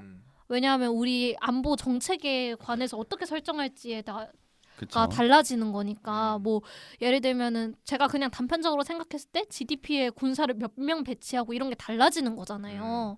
그래서 그거는 중요한데 멸공은 안 중요하다 이렇게 생각을 하다 보니까 제가 좀 더 공부해야 할 필요성이 느껴지네요. 근데 저 또 하고 네. 싶은 말이 또 생겼어요. 왜요? 지금 그 주적은 북한이다. 네네네. 이거를 어디서 올라왔던 얘기죠 이게? 멸공이랑 관련해서? 아 이게 그 제가 얘기한 게 아니라 네. 이게 안보관과 직결이 그거 된다면으로 간 거예요. 설명하면서 얘기. 근데 이 네. 얘기가 실제로 이제 뭐 SNS에서 많이 나왔나 봐요. 아 진짜요? 그러니까 이 연결 멸공이랑 지어서요? 연결지어서 네. 이런 얘기가 나왔어요. 우리 주적은 북한이다. 뭐 이런 얘기가 나온 거에 대해서 참 웃긴 게 그 민주당의 하헌기 청년 대변인 네네네. 아 맞아 이 그분 해촉됐다면서요? SNS에 네. 그거에 대해서 조롱을 하듯이 이렇게 올렸어요. 주적은 간부다 이렇게 올린 거예요. 그러니까 무슨 말이냐면 뭐 본인이 뭐 네. 무슨 군대에서 어려운 어떤 보직을 나왔다 이런 걸 강조하면서 실제로 군대에 가는 청년들은 북한을 주적으로 생각하는 게 아니라 우리를 부려먹는 간부를 주적으로 생각한다. 다들 공감하지 어머, 않냐? 어머. 이렇게 약간 쿨한 척하면서 글을 썼어요. 근데 그거 청년들은 공감해도 그게 공감을 당직자로서 할 말은 저는 아닌 것 같아요. 일부 공감할 수 있죠. 일부 왜냐면은 그 군대 들어가면 힘드니까 나한테 일 시켜 먹는 사람들이 밉죠. 근데 그것과 주적이 북한이란 거는 다른 얘기잖아요. 맞아요. 맞아요. 이거를 올린 게 저는 되게 무슨 생각을 했냐면 진짜 생각 눈치 없다 이 생각이 들었어요. 그 자리에 있는 사람이면 아니 충분한- 지금 막 멸공 논란이 나오고 주적 얘기가 나오는데 여기다가 갑자기 끼어들어가지고 주적은 아니 간부다? 무슨 인터넷 커뮤니티에나 올릴 만한 글을 그러니까 아니 이제 대변인이잖아요. 네 SNS에 올렸으니까 근데 그래서 그분 해촉시킨다고 해촉됐죠. 하더라고요. 그래서 왜 이건 진짜 눈치 없는 발언이었다. 아니 근데 그 또 병사들의 공감은 샀을지언정 민주당의 대변인으로서 할 얘기는 아니었다. 네. 공감도 공감인데 너무 쓸데없는 말이었죠. 그렇죠.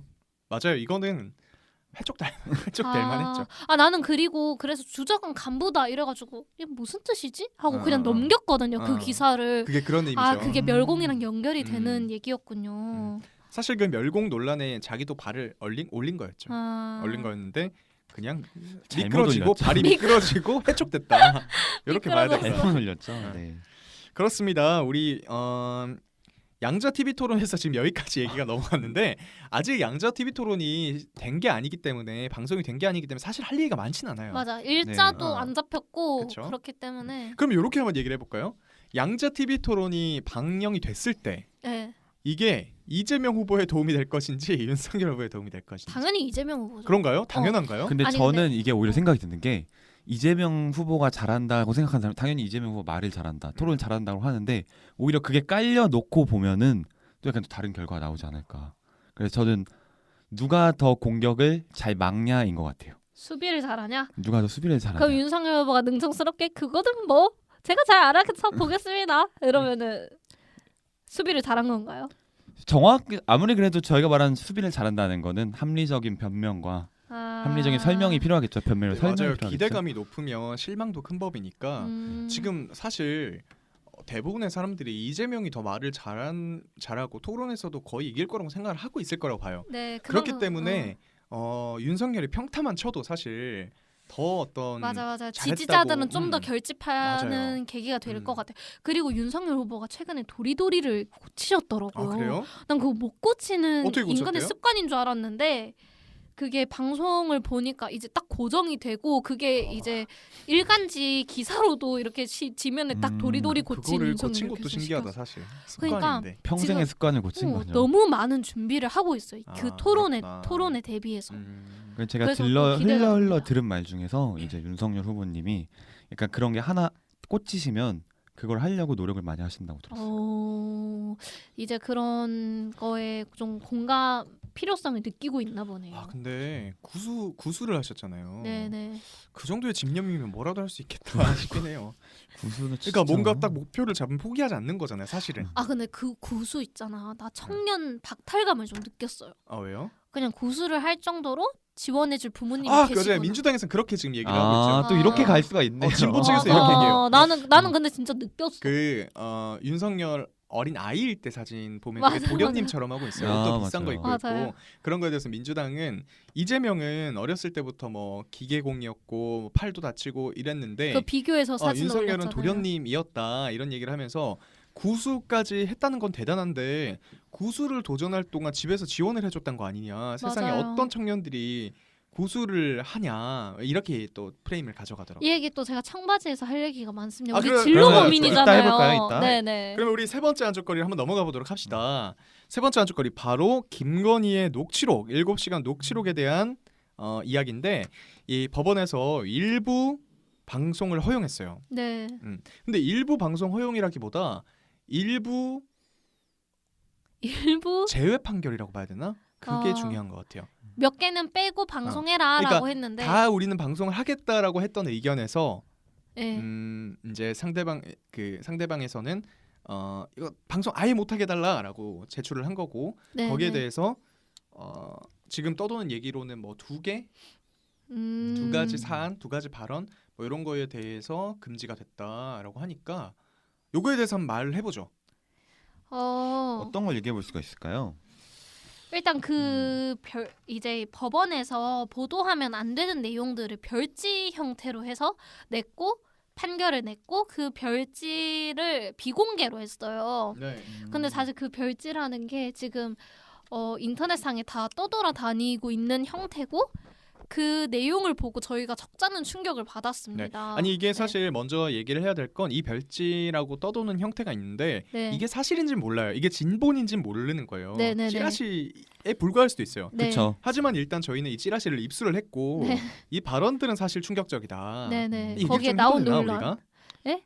찌라시라고 얘기하는 건 괜찮지 않나요? 네네. 찌라시 내용을 좀 얘기를 해보자면 찌라시입니다. 네, 네. 이게 사실이 아닐 수도 있어요. 찌라심을 여러분. 강조하고 넘어가죠. 네. 그럼. 강조.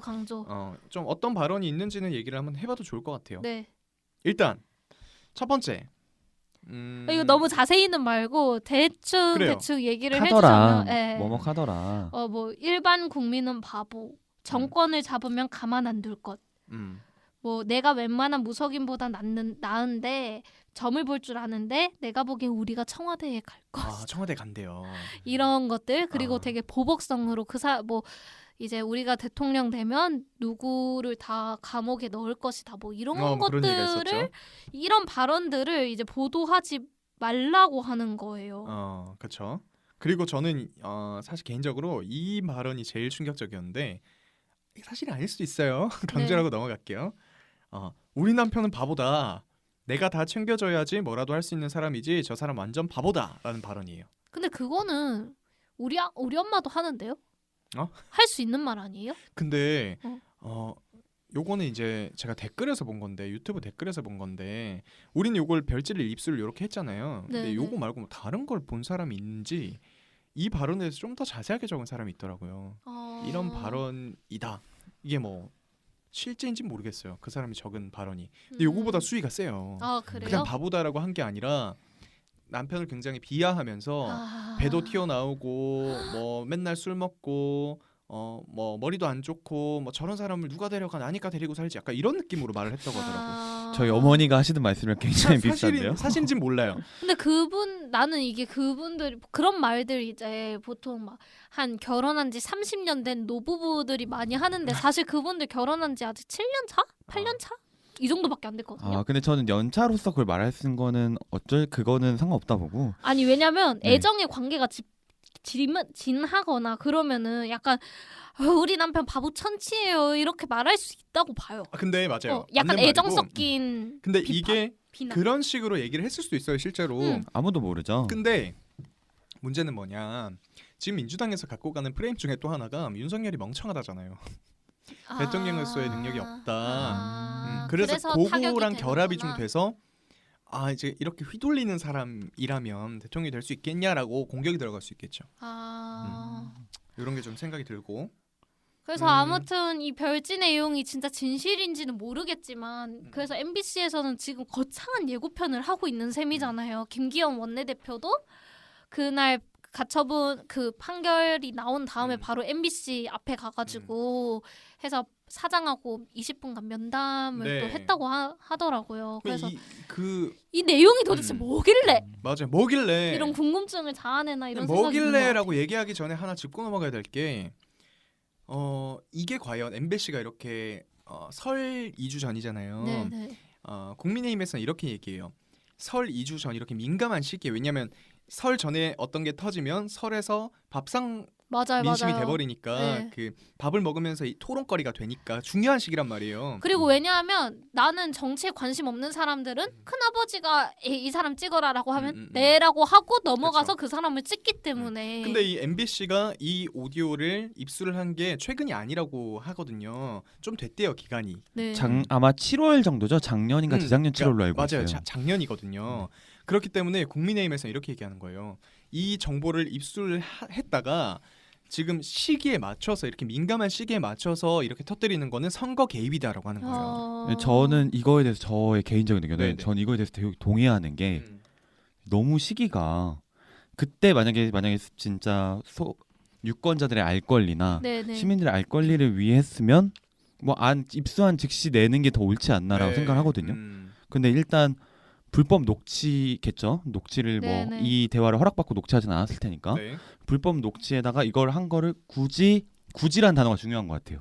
네. 굳이 설날 2주 전에 이가 포인트인 것 같아요. 네. 근데 그리고 그 7시간 45분짜리가 다 합쳐서잖아요. 7시간 45분 그렇죠. 동안 한 쭉 5달 통화를 한 게 정도인가? 아니고 네네 5달 정도의 통화를 한 통화가 건데 합쳐서 7시간 45분이다. 네 그래서 작년 12월까지 그러니까 정말 12월이면은 얼마 전이거든요. 네. 가장 최근까지 통화한 사람이랑 했다고 하니까 가장 최근에 통화한 뭔가가 이유가 있는 거 아닐까요? 그래서 저는 이제 7월에 입수했는데 왜 이제 하느냐라고 생각을 하지만은 사실 7월 내용은 별게 없고 12월에 뭔가 있어서 이번에 터뜨리는 건가 이런 생각도 하기는 했어요. 그렇죠. 그럴 수도 있겠죠. 그리고 그거는 어떻게 보세요? 김건희 이제 아내 김건희 씨가 사적인 통화인데 그걸 보도해도 되느냐? 맞아요. 보도 윤리가 맞느냐? 이게 사적 통화라고 볼 수 있느냐라는 네네네. 문제겠죠. 이게 사적 통화냐 아니면 언론사와의 공식적인 어떤 인터뷰냐라고 네. 볼 수 있는 건데 국민의힘에서는 사적 통화라고 하는 거죠. 네. 왜냐하면 언론인이다 뭐 네네. 기자라고는 밝혔을지언정 네. 인터뷰라고 공식적으로 한 게 아니기 때문에 한 게 아니고 이런 국민의힘 쪽에서 주장하는 거는 이 서울의 소리 촬영 기자가 되게 그 서울의 소리에서 어떤 김건희를 옹호하는 기사를 내고 우리가 이런 기사까지 냈다. 널 도와주겠다라고 하면서 접근을 했다고 주장을 하더라고요. 그러니까 김건희 씨는 다 털어놨겠고 그런 과정에서 녹취가 된 건데 저는 이 촬영 기자가 너무 야비하다. 그런 측면도 있는 것 같아요. 사실은 이게 뭐 사실 언론인이라면 네. 자리를 마련해서 어떤 질문을 딱 구성을 해서 물어보고 그에 대한 대답이 가식적일지 모르지만 그게 최선인 거죠. 사실 정치인들 다 그런 식으로 하잖아요. 그렇죠. 어떤 녹음하는 형태가 아니라 질문을 던지고 준비해온 답변을 받고 이게 사실 제대로 된 인터뷰인데 이게 좀 잘못된 방법이다라는 거에 일정 부분 동의를 해요. 저도. 이거에 대해서 우리 보수의 아이콘 베리님은 어떻게 생각하시나요? 저는 아까 말씀드렸듯이 근데 일단 보수와 진보를 떠나서 그거 있잖아요. 그 국민의힘 측에서도 그러면 이재명 후보의 그것도 공개하라라고 했는데 저는 만약에 MBC가 진짜 방송사의 그거를 지키려면 똑같은 입장을 균형을 맞춰서 일단 보도하는 게 중요하다 생각하고요. 기계적 중립을. 네, 왜냐면 어떻게든 MBC는 솔직히 말하면 모든 시민이 다 보는 거잖아요. 뭐 인터넷을 통해서 공개하는 것도 아니고 유튜브를 통해서 공개하는 것도 아니면 네. 좀 더 이렇게 균형 잡힌 보도를 통해서 설 2주 전인 만큼 음. 충분히 그거에게 시청자나 그 유권자들에게 알 권리를 줘야 한다. 음. 그렇게 배려를 좀 해줘야 된다라는 게 맞다고 생각을 해요. 그러면은 전 궁금한 게 이 MBC 스트레이트 보도 내용에 따라 지지율에 영향이 있겠죠? 그거 봐야 알겠죠, 우리가. 저는 근데. 단기적으로는 만약에 진짜 우리가 입수했던 정보가 사실이라고 한다면 단기적으로는 폭락할 수도 있다고 생각해요. 단기적으로. 근데 대리님은요? 저가 할 수 있는 생각은 단기적으로 폭락을 할 수 있겠죠, 당연히. 네네. 근데 어떻게든 회복이 될 수 있다고 보는 게 왜냐하면 문재인 대통령의 국정 지지율이랑 이재명 후보의 지지율을 놓고 보면 제가 알기로 이재용 후보의 그 지지율이 문재인 대통령 후보의 그 박스권에 갇혀 있다 생각하고 그렇죠. 그렇죠. 그래서 표가 떨어져 나가서 이재명 후보 쪽으로 갈 거란 생각은 안 하고 네. 가도 다시 안철수 후보 쪽으로 가겠지만 이번에 또 최근에 여론조사에서 안철수 후보의 지지율이 다시 빠졌잖아요. 네. 네. 결국 이렇게 다시 윤석열 후보 쪽으로 옮겨간 것처럼 단기적으로 빠질 수는 있어도 왜냐하면 저는 이런 가족사 리스크나 이런 게 크다고 생각은 하지만 장기적인 영향을 줄 수 있다고는 생각을 안 해서 저는 단기적으로 빠져 다시 회복될 수 있을 거라 생각합니다. 저도 비슷해요. 이 만약에 이런 사건이 터져서 윤석열 후보의 지지율이 내려간다. 네. 그 지지율이 이재명한테는 안 갈 것 같아요. 안철수한테 가겠죠. 그러면 결국 다시 만약에 이게 그런 지지율 하락폭이 단기적이 되든 장기적이 되든 그거의 어떤 결론은 다시 단일화로 갈 것 같아요. 단일화를. 근데 저는 좀 할지 다른 말지. 의견이에요. 왜요? 왜냐하면 제 개인적으로도 윤석열을 못 찍겠으니 윤석열 리스크가 너무 크다. 그리고 이 사람은 대통령으로서 우리나라를 맡길 수 없겠다. 차라리 이재명이 낫겠다. 이런 생각이 좀 있거든요. 그래서 저는 다릅니다. 아무튼 생각이. 그러면은 네. 윤석열의 표가 어떤 사건으로 인해서 이재명한테 갈 수도 있다. 네네네. 그럴 수 있죠. 왜냐면 윤석열은 진짜 못 찍어주겠다. 이렇게 생각하면 그래도 윤석열 말고 이재명. 저는 이재명한테 넘어간다기보다 네. 투표를 포기할 수 있다고 봐요. 차라리 실망감. 그게 나을 것 같아요. 어쨌든 그렇게 돼도 윤석열한테는 위험한 이유가 되니까. 네네. 왜냐하면 저도 한 마디 더 덧붙이면 만약에 윤석열 후보가 이걸 통해서 지지율이 빠지면 어떻게 보면 인성 관련된 그런 워딩 관련된 리스크는 똑같이 이재명 후보도 갖고 있다고 생각을 해서 가족사 리스크나 뭐 이런 거 똑같이 갖고 있다고 생각해서 같은 가족사 리스크가 있는 후보한테 옮겨가지는 않을 것 같아요. 그렇죠. 네, 우리 이 얘기는 사실 김건희는 지금 저희가 녹화 시간 기준 7시 40분이에요. 네. 1시간 뒤에 공개가 됩니다. 네, 너무 이 궁금해요. 스트레이트 방송이 네. 이거 보고 이거에 대해서 당연히 우리 다음 방송 때 가감 없이 다뤄보도록 하죠. 네, 네. 좋습니다. 오늘 2부는 이 정도로 마무리할게요. 저희 평소보다 좀 많은 이야기를 나눴어요. 시간이 좀 길어졌는데 우리 3부로 끝까지 함께해 주셨으면 좋겠습니다. 왜냐하면 3부는 이런 정치권 얘기를 조금 벗어나서 청소년이 아니죠. 네. 청년들의 진로에 대해서 오늘 얘기를 한번 해볼 거예요. 진로가 재미없다라고 느낄 수 있는데 단순히 진로라기보다 어떤 미래예요. 미래. 네네. 우리의 미래에 대해서 얘기를 한번 해보고. 피할 근데 수 사실 청년들이라면 다 미래를 고민하지 않을까요? 맞아요. 이 얘기 자세히 해보도록 합시다. 네, 자세히 한번 해보도록 합시다. 3부에서 만나요. 안녕.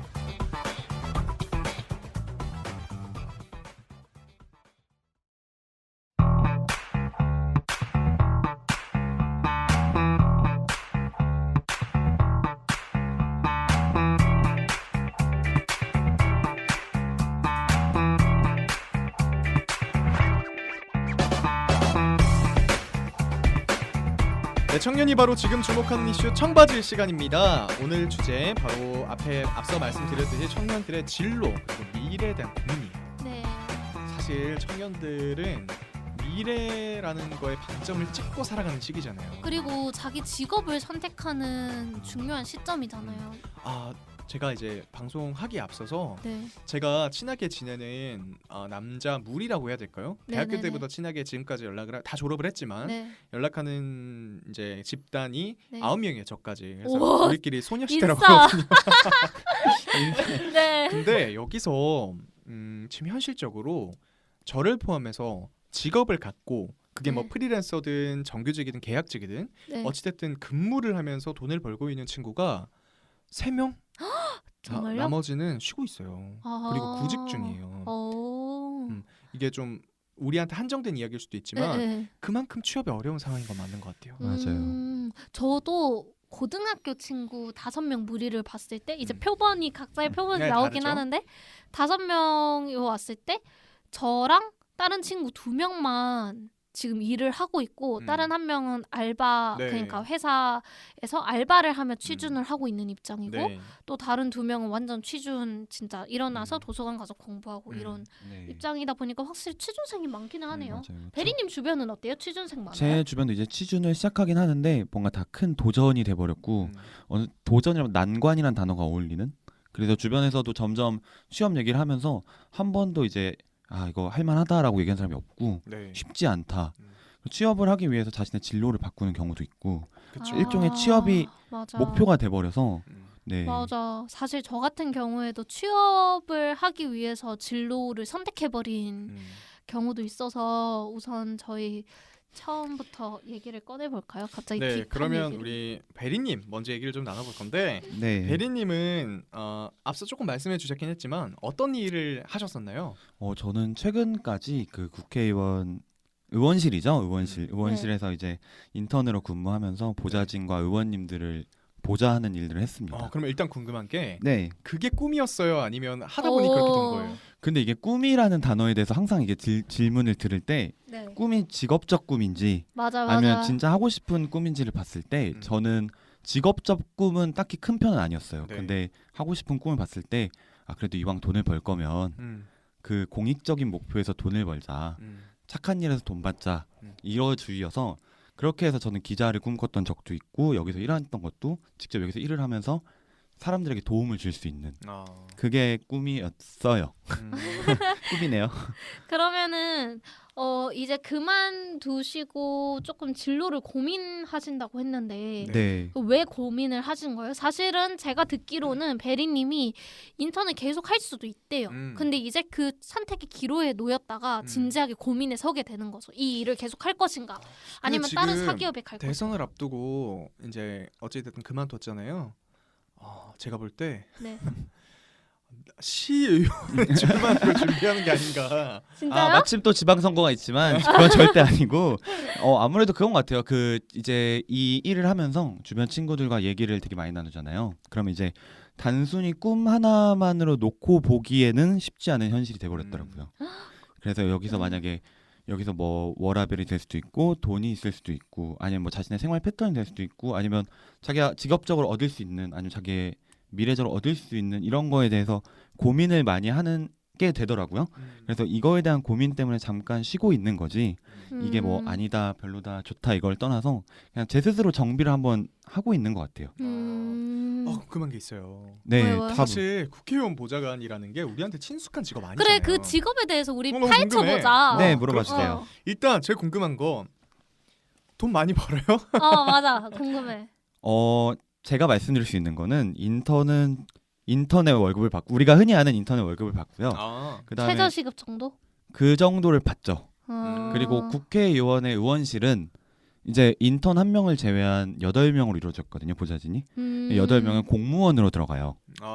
그래서 각 급수에 맞는 공무원 임금을 받기 때문에 그 정도로 알고 계십니다. 근데 그러면- 그 공무원이 네. 그 자리가 국회의원의 임기와 함께 하나요?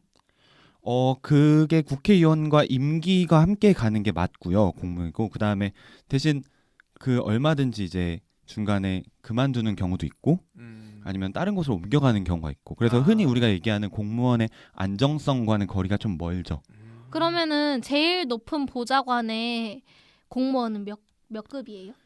지금 의원실의 그 보좌진으로서 맨 위라고 표현하기 좀 그렇죠. 근데 제일 높은 보좌관 우리가 말하는 흔히 드라마 보좌관이라고 하는 사람들은 4급 공무원이에요. 오, 그럼 계급이 보좌관하고 또 어떤 게 있는 거예요? 이게 최근에 국회법이 바뀌어서 이제 호칭의 변화가 있긴 한데 이제 그 바뀐 호칭으로 얘기하면 보좌관 2명, 선임 비서관 2명, 이제 비서관들 비서관. 그렇게 구분되고 있는 걸로 알고 있습니다.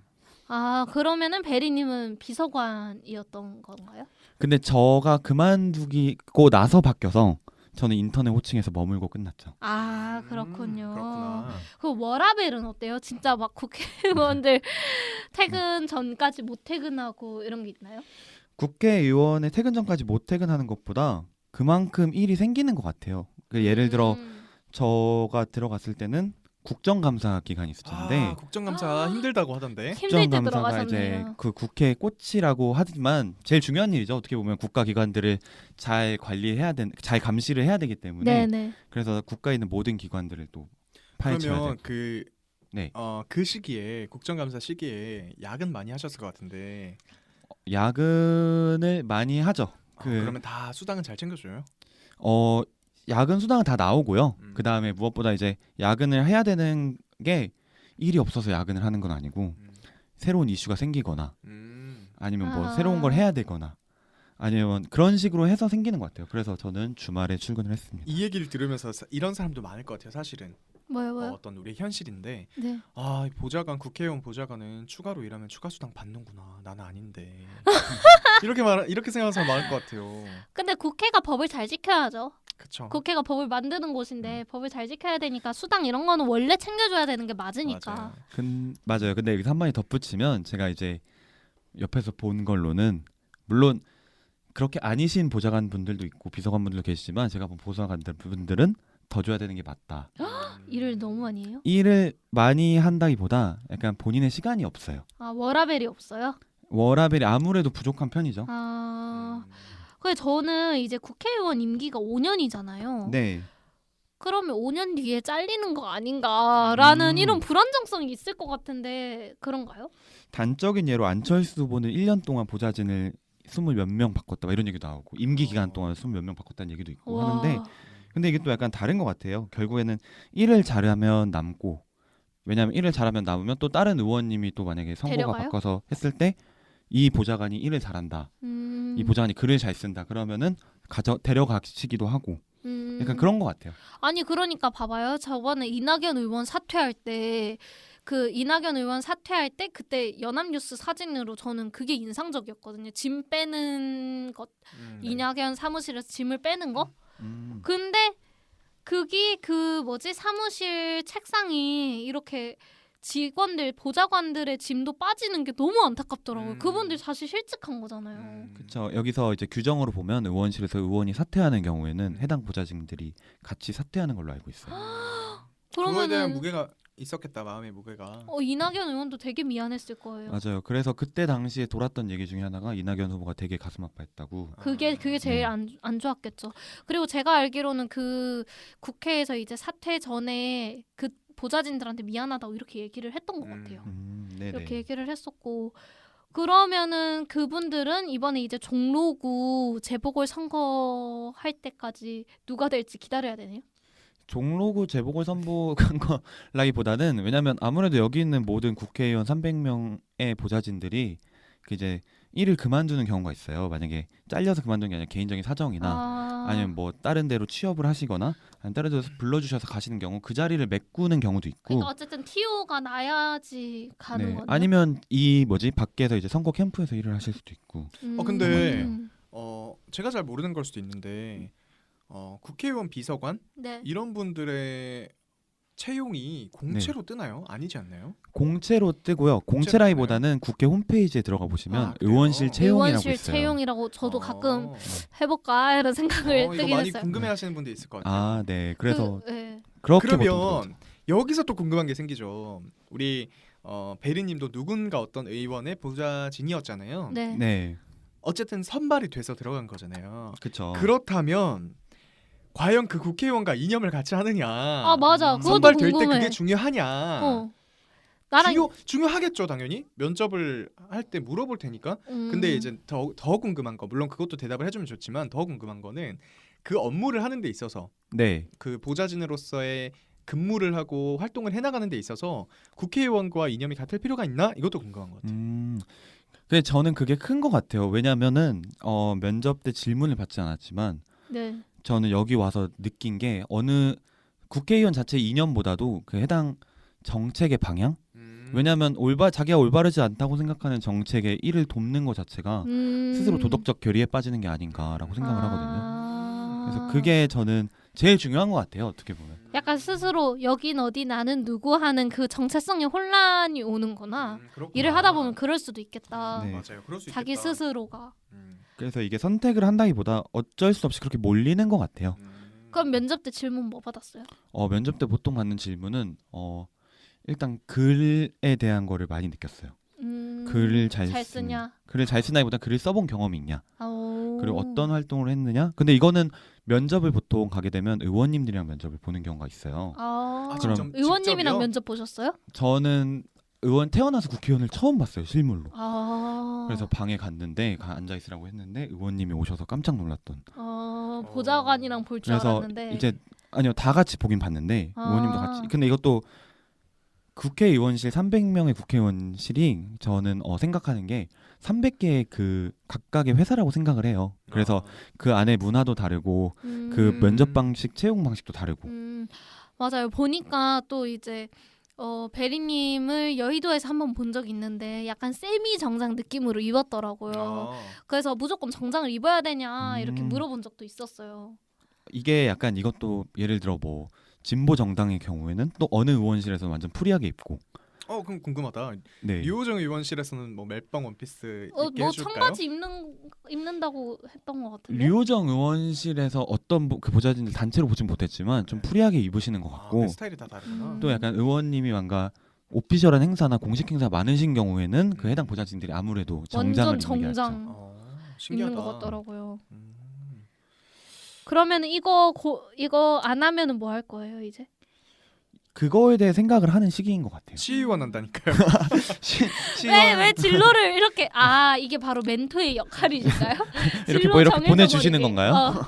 앞서 그런 얘기를 하시잖아요. 기자의 꿈이 원래 있었다. 네, 어떻게 네. 보면 그 길로 가는 와중에 이런 보좌진의 삶을 좀 경험하게 됐잖아요. 네네. 그럼 그게 궁금한 거죠. 이제 정치계로도 갈 수도 있고 아니면 아예 언론 방송계로 갈 수도 있는데 네. 지금의 생각은 어때요?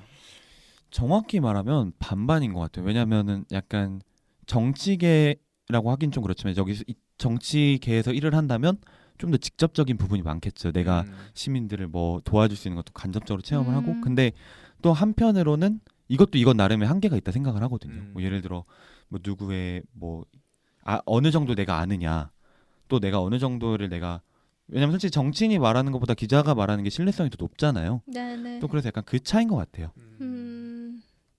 좋습니다. 우리 보좌관의 삶을 한번 간접적으로 느껴봤어요. 그렇다면 이제 한이와 규동의 이야기로 좀 넘어가 볼 고민이 건데 많다 들었어요. 우리 한이와 규동의 공통점이 있죠. 바로 프리랜서요? 네, 비정규직입니다. 맞아요. 저희 정규직이 아니에요. 정규직을 경험해 본 적은 있어요? 정규직을 아니요 경험해 본 적이 저도 없어요. 그러니까 저랑 우리 한이님은 언론학회에서 처음 만나가지고 네네. 같이 언론 공부를 하면서 네. 인연을 맺었잖아요. 네. 근데 우리 둘 다 어떻게 첫 직장이 프리랜서였고 네. 이어온 그 방향이 계속 원하든 원하지 않았든 프리랜서였어요. 네네네. 그래서 이런 걸 많이 익숙해져 있는데 요즘에 우리 한이님 좀 마음이 싱숭생숭한 일이 있다고 하는데 이게 무슨 저는 일인가요? 근데 진짜 비정규직의 비애를 느낄 수 있는 일이 최근에 있었어요. 왜요? 왜냐하면 이게 제가 방송 작가를 하다 보니까 방송 작가를 하는데 방송 작가 유니온 언론 노조에서 이제 계속 그 방송 작가들의 근로자성에 대해서 인정을 하라. 네. 이렇게 주장을 해와가지고 고용노동부에서 근로감독을 했더니 MBC, SBS, KBS의 작가들이 152명이 근로자성이 인정되니까 직접 채용하라라고 했는데 이 152명 중에 제가 포함이 된 거예요. 나 몰랐거든요. 근데 문자가 와서 뭐 인사팀과 상담하러 오세요 이렇게 돼 있어가지고 알았는데 네. 진짜 회사에서 인사팀에 몇 번을 끌려다니면서 막 설명 듣고 막 그랬거든요. 근데 알고 보니까 이제 직접 채용을 못 하겠으니 우리는 그러니까 정규직으로 전환을 못 하겠으니 너를 우리가 그 프리랜서 그때 계약서 썼던 걸 파기하고 2년 계약직으로 다시 쓰겠다라고 했는데 그럼 저는 2년 뒤에 나가야 되는 거잖아요. 안정성이 무기 떨어지죠. 계약은 안 돼요? 근데 무기 계약을 해주는 사람은 이미 2년이 넘은 사람.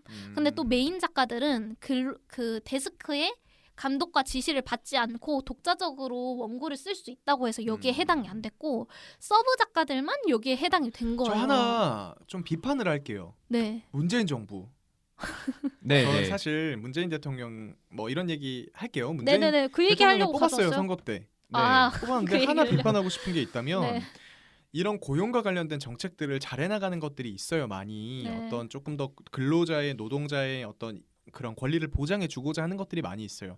예를 들어서 대통령 취임하자마자 그 뭐 프리랜서나 아니면 계약직 분들 맞아요. 이런 분들을 비정규직 하청업체 제로 분들을 한다면서요. 정규직으로 많이 했죠. 그 중에 한 분이 저희 아버지예요. 그래요? 저희 아버지가 어떤 기관에서 공공기관에서 특수 경비를 하셨어요. 오. 어떤 곳을 지키는 경비인데 일반 경비랑은 좀 다른 네네네. 거예요.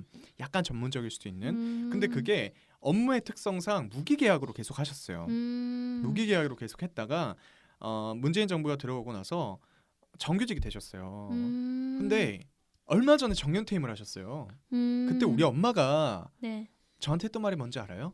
뭐라고요? 아이고 그때 문재인 대통령이 정규직 안 시켜줬으면 5년은 더 했을 텐데 이러셨어요. 이게 현실인 거예요. 지금 우리 한인이 말한 것도 똑같잖아요. 맞아요. 사실 그 우리의 노동권을 확대해주겠다고 하지만 사실 나는 당장 2년 뒤에 그만두게 됐어요. 그렇죠. 이게 프리랜서로 사실상 무기계약직이었는데 맞아요. 프리랜서라는 게 사실 1년 그 용역 계약을 하지만은 그 1년이 지나면 관행대로 내가 큰 결격 사유를 저지르지 않는 이상 계속 유지가 되는 그렇죠. 거였는데 이게 2년 계약직으로 바뀌어버린 거예요. 음. 사실상 나는 그런 그 노동자로서의 권한이 더 떨어지게 된 거예요. 그렇죠. 그렇죠. 그래서 뭐 저희 아버지도 비슷한 상황이셨고 그러네요. 최근에 고민을 좀 많이 하시더라고요. 하여튼 그런 점에 대해서 좀 얘기를 한 건데 네. 근로자 노동자에 대해서 이 권리를 보장해 주는 거 좋아요. 그런 네. 식의 정책 전환 좋은데 좀 더 세심히 들여다 현실을 봐야 되는 게 모르고 많은 하는 거예요. 것 같아요. 왜냐면 본인들은 해본 적이 없잖아요. 맞아요. 이런 삶을. 그리고 방송작가 노조에서 이제 주장한 거는 모든 방송 작가들을 정규직으로 전환해달라는 게 아니라 너네가 프리랜서 계약을 했으면 우리 서브 작가들한테도 그런 뭐 지시를 하면 안 되지. 뭐 9시까지 출근해라, 6시에 퇴근해라 이런 거 하면 안 돼. 근데 저는 이제 9 to 6로 근무를 하고 있거든요. 그런 거 시키면 안 되지라고 얘기를 한 건데 근데 우리는 그걸 시킬 수밖에 없어. 미안한데. 그러니까 근로자로 채용을 할게. 근데 2년 계약직. 이렇게 한 거예요. 그러면 나는 사실은 프리랜서로서 좀 더 독자적으로 내가 이제 원고를 쓰고 이런 걸 원한 거였는데 사실 2년 계약직이 되면서 진짜 된 거예요 지금? 2년 계약직으로? 이제 곧 계약해야 돼요. 그럼 다음 주 전환이 중에 되는 계약을 거예요? 해야 돼요. 네, 그래서 만약에 그 저보고 근데 저 계약직 싫은데요? 프리랜서 하면 안 돼요라고 이제 인사팀이 물어봤더니 네. 그러면 프리랜서 동의서를 가져오래요. 나는 프리랜서여도 괜찮습니다. 네. 근로 감독과 지시를 받아도 나는 프리랜서여도 괜찮습니다. 이렇게 그러면 저 원래 간행대로 그냥 1년 프리랜서로 할게요. 이렇게 얘기를 1년 뒤에 또 계약하는 프리랜서로 할게요라고 했는데 그 인사팀에서 하는 말이 근데 이번에만 서브 작가를 이번까지만 프리랜서로 뽑을 거고 다음부터는 서브 작가들을 모두 다 2년 계약직으로 뽑을 거다. 이런 얘기를 하는 거예요.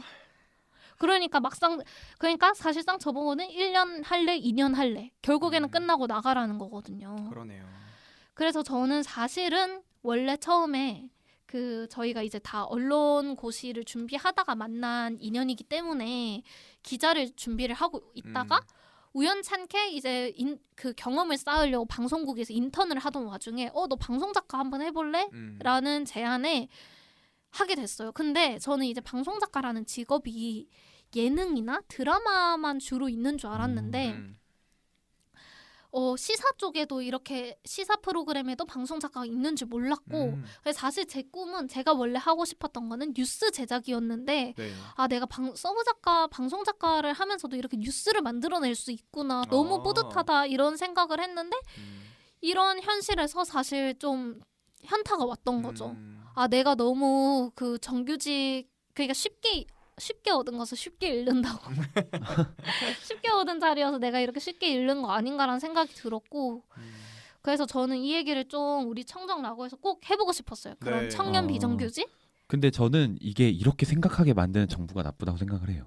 나쁘다기보다는 이렇게 좀 뭔가 전환을 할 거면 좀 더 세세한 부분을 좀 놓치지 않았으면 좋겠다. 음. 라고 하는 것 맞아요. 같아요. 그래서 저는 그 당시에 고용노동부도 원망스러웠고 아니 그냥 나 가만히 냅뒀으면 나 프리랜서로서 내가 선택해서 연차 없고 4대 보험 없는 거 내가 감수하고 내 능력 키워서 프리랜서로서 내가 어떻게 한번 일을 잘 해보겠다 이렇게 다짐을 했는데 괜히 저를 흔들어 놓은 것 같은. 근데 이게 사실 그래요. 냉정하게 말하자면 이런 정책을 펼침으로 인해서 현 정부, 현 정권이 피해를 보지 않아요.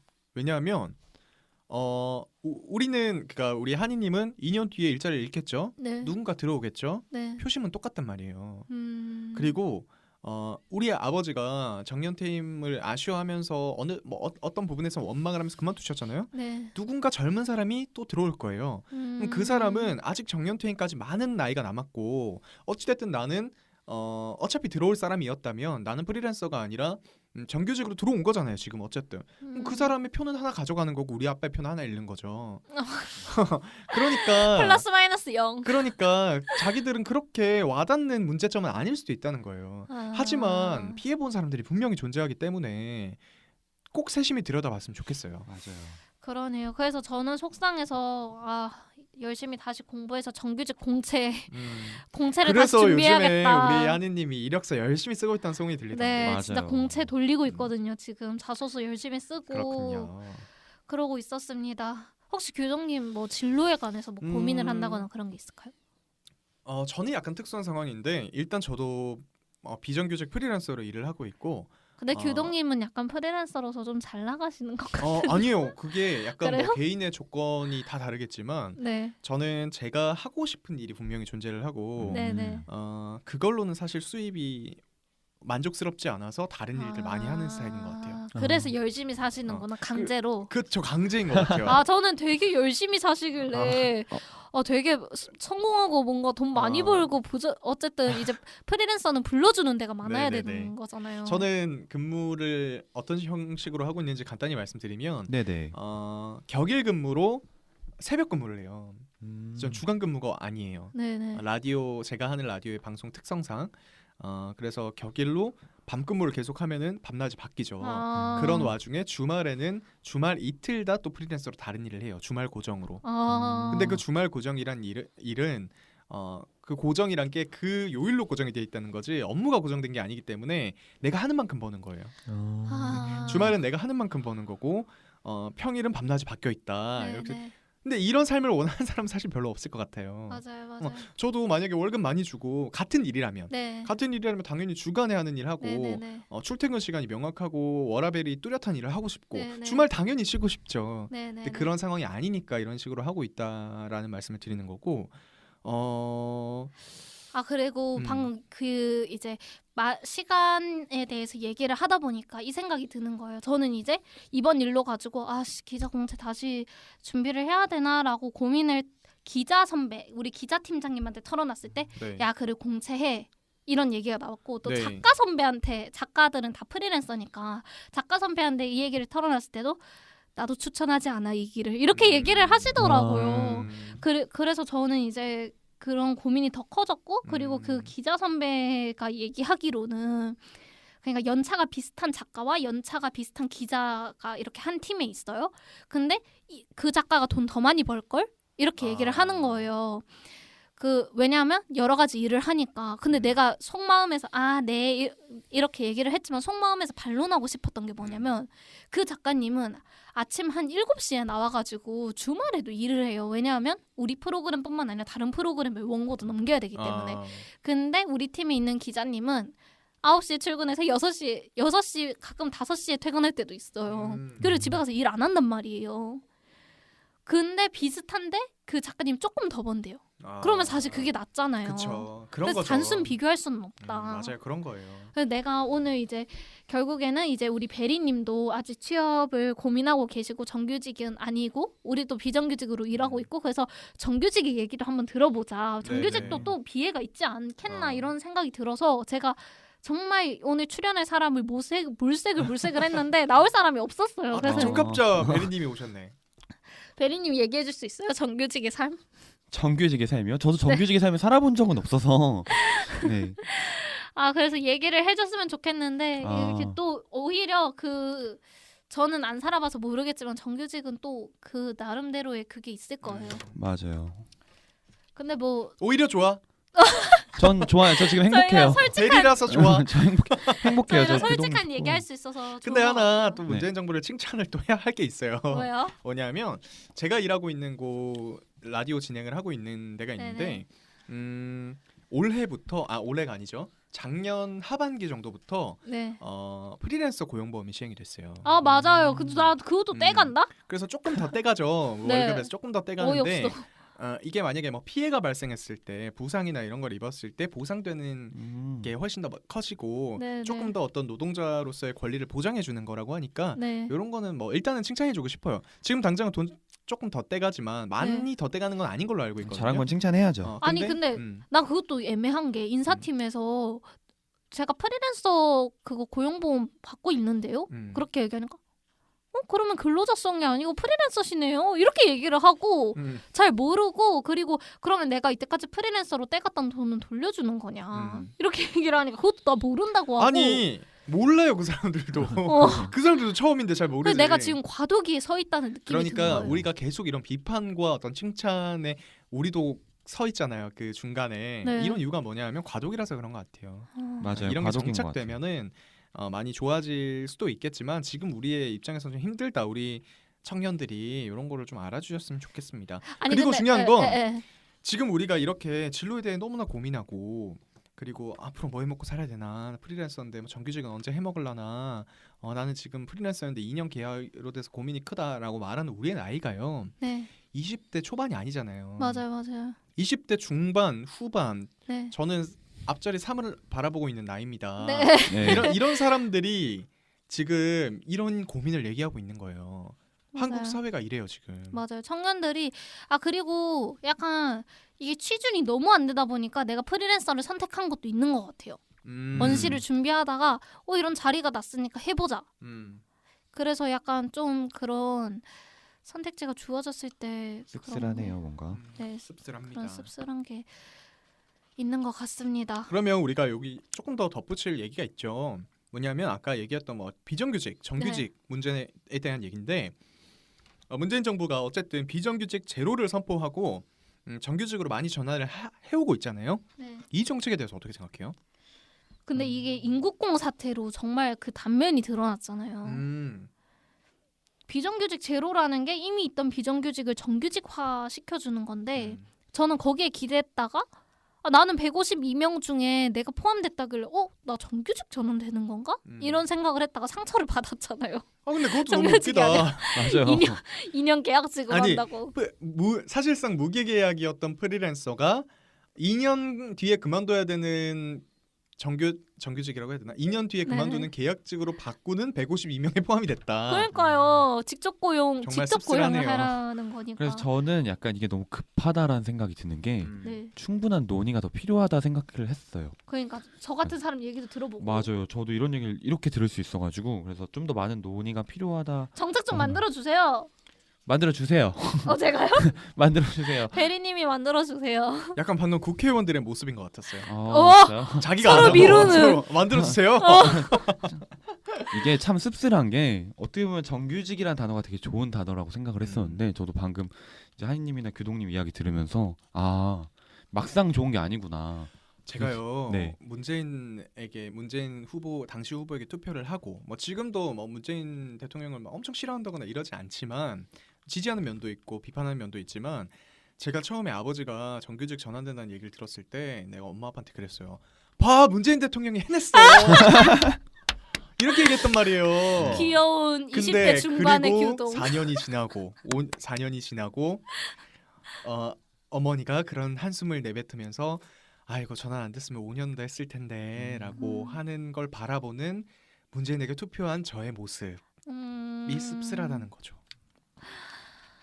아휴, 이게 진짜 우리가 그런 정책에 대해서 계속 관심을 가져야 될 것 같은 게 결국에는 이게 뭐라 해야 되지? 저랑 베리님은 아마 그때 2017년 대선이 첫 대선이었잖아요. 네. 근데 그때 대통령 선거를 우리 선으로 직접 뽑고 그러고 나서 이 결과가 나타나고 이 결과를 직접 체험을 하는 그쵸, 거잖아요. 우리는 그렇죠. 저는 와 저는 이게 진짜 정치에 우리가 관심을 가져야 하는 이유? 맞아요. 정치 그쵸. 효능감이 바로 나타나진 않는데 한 4년 뒤에 이렇게 결과로 내 실생활에 다가오니까 정말 이번 대선 정신 똑띠 차리고 잘 그러니까 뽑아야겠다 이게 싶었어. 청년 표심과 결국은 이어지는 것 같아요. 사실 지금 뭐 어떤 사회에서 어떤 비중을 많이 차지하고 있고 자리를 잡고 계신 30대 중반부터 40대 뭐 그 위로 분들은 아니 왜 지금 청년들은 이렇게 지금 정부를 별로 안 좋아하지? 왜 지지율이 낮아졌지? 왜 네. 뭐 너네는 촛불 전국을 경험도 못 해봤어? 어떻게 다시 국민의힘을 뽑을 수가 있어? 라고 말할 수 있겠지만 네. 물론 제가 거기를 뽑는지는 뭐 몰라요. 말 안 할게요. 그렇게 비판할 수 있겠지만 지금 청년들은 우리가 직접 뭐 누군가는 문재인에게 투표를 했을 거고 누군가는 뭐 홍준표에게 투표를 하고 이랬겠죠. 그때 투표를 하고 지금 사회에 뛰어든 지 얼마 안 된 시기가 된 사람들이 대부분이잖아요. 네. 우리는 그걸 느끼고 있단 말이에요. 내 표심의 힘을 느끼고 있단 말이에요. 네. 그러니까 더 지금 권력을 잡고 있는 사람들에 대해 비판적일 수밖에 없는 것 같아요. 네. 맞아요. 그거에 대해서 너네는 뭘 몰라서 그래라고 말하면 그건 정말 진짜 뭘 모르는 발언이다라는 생각이 드는 거죠.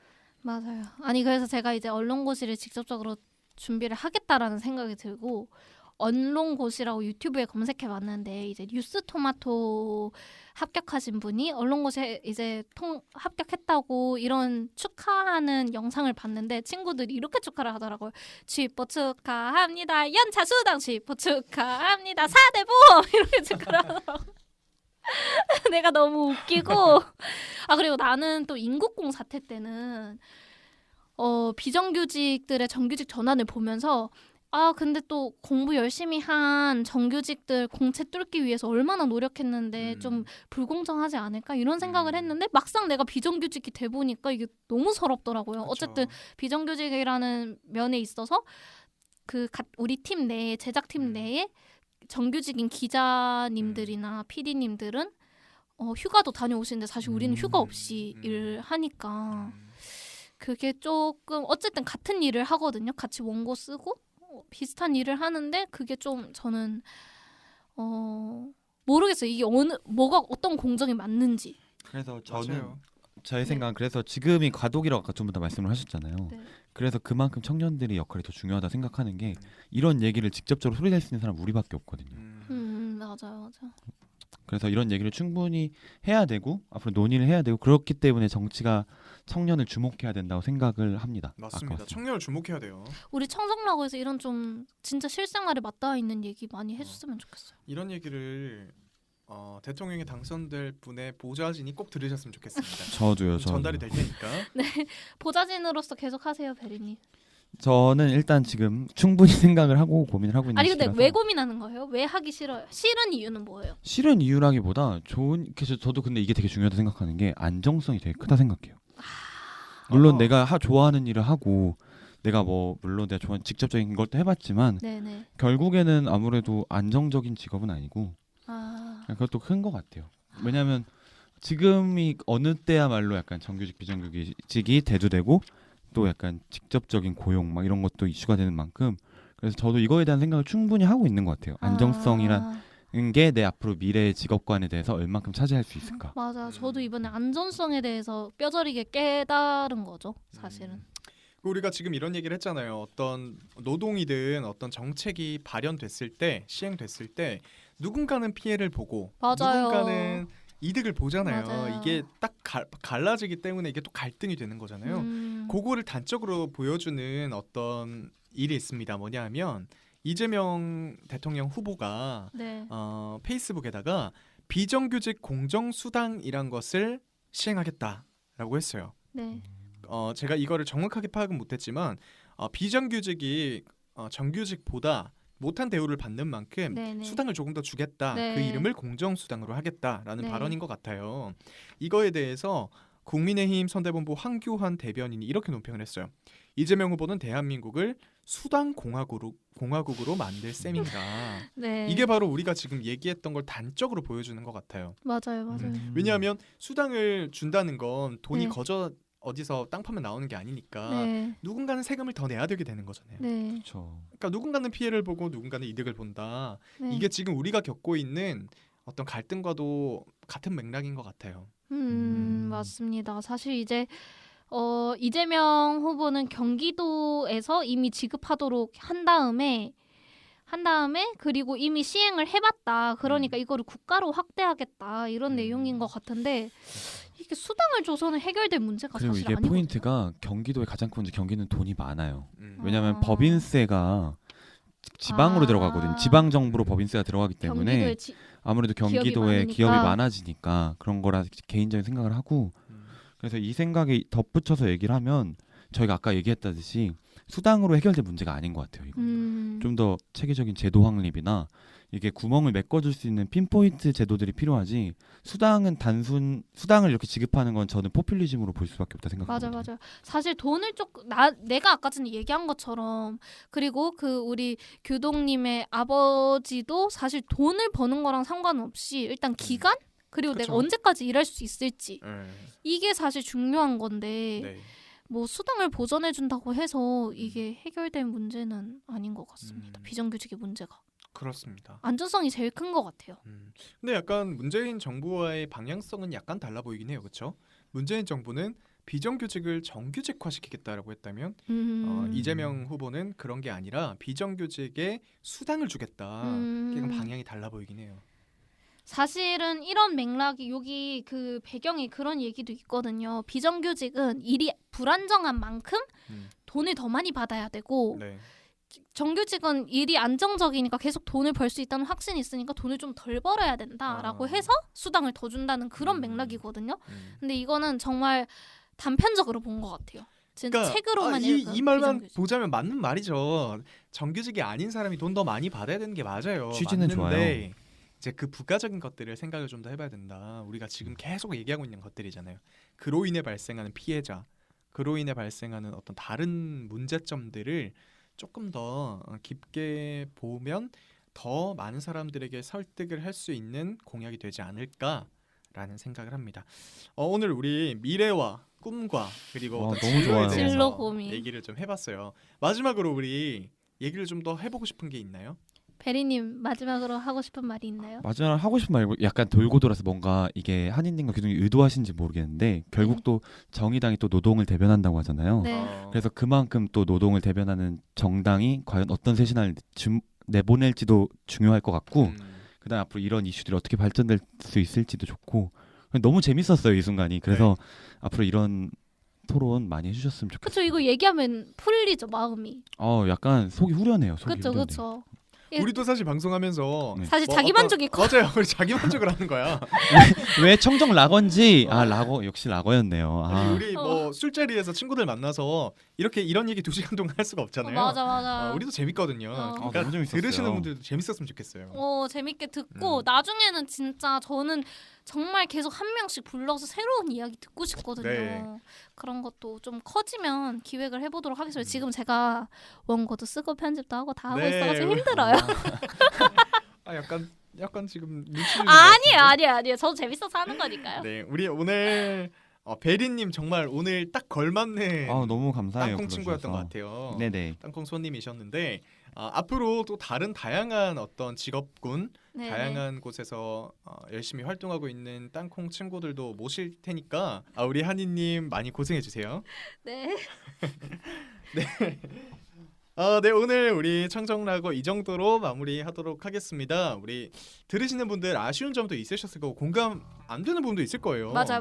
공감되는 부분도 정규직이신 분들의 의견도 궁금해요. 그렇죠. 네. 댓글로 많이 달아주시면 저희 항상 방송 시작할 때 전 에피소드의 댓글들을 다루고 있거든요. 맞아요. 엄청 딥하게 얘기를 했잖아 오늘 같은 네, 경우는. 그러니까 많이 관심 가져주시고 우리 방송에 동참해주시면 저희 정말 감사한 마음으로 함께하도록 하겠습니다.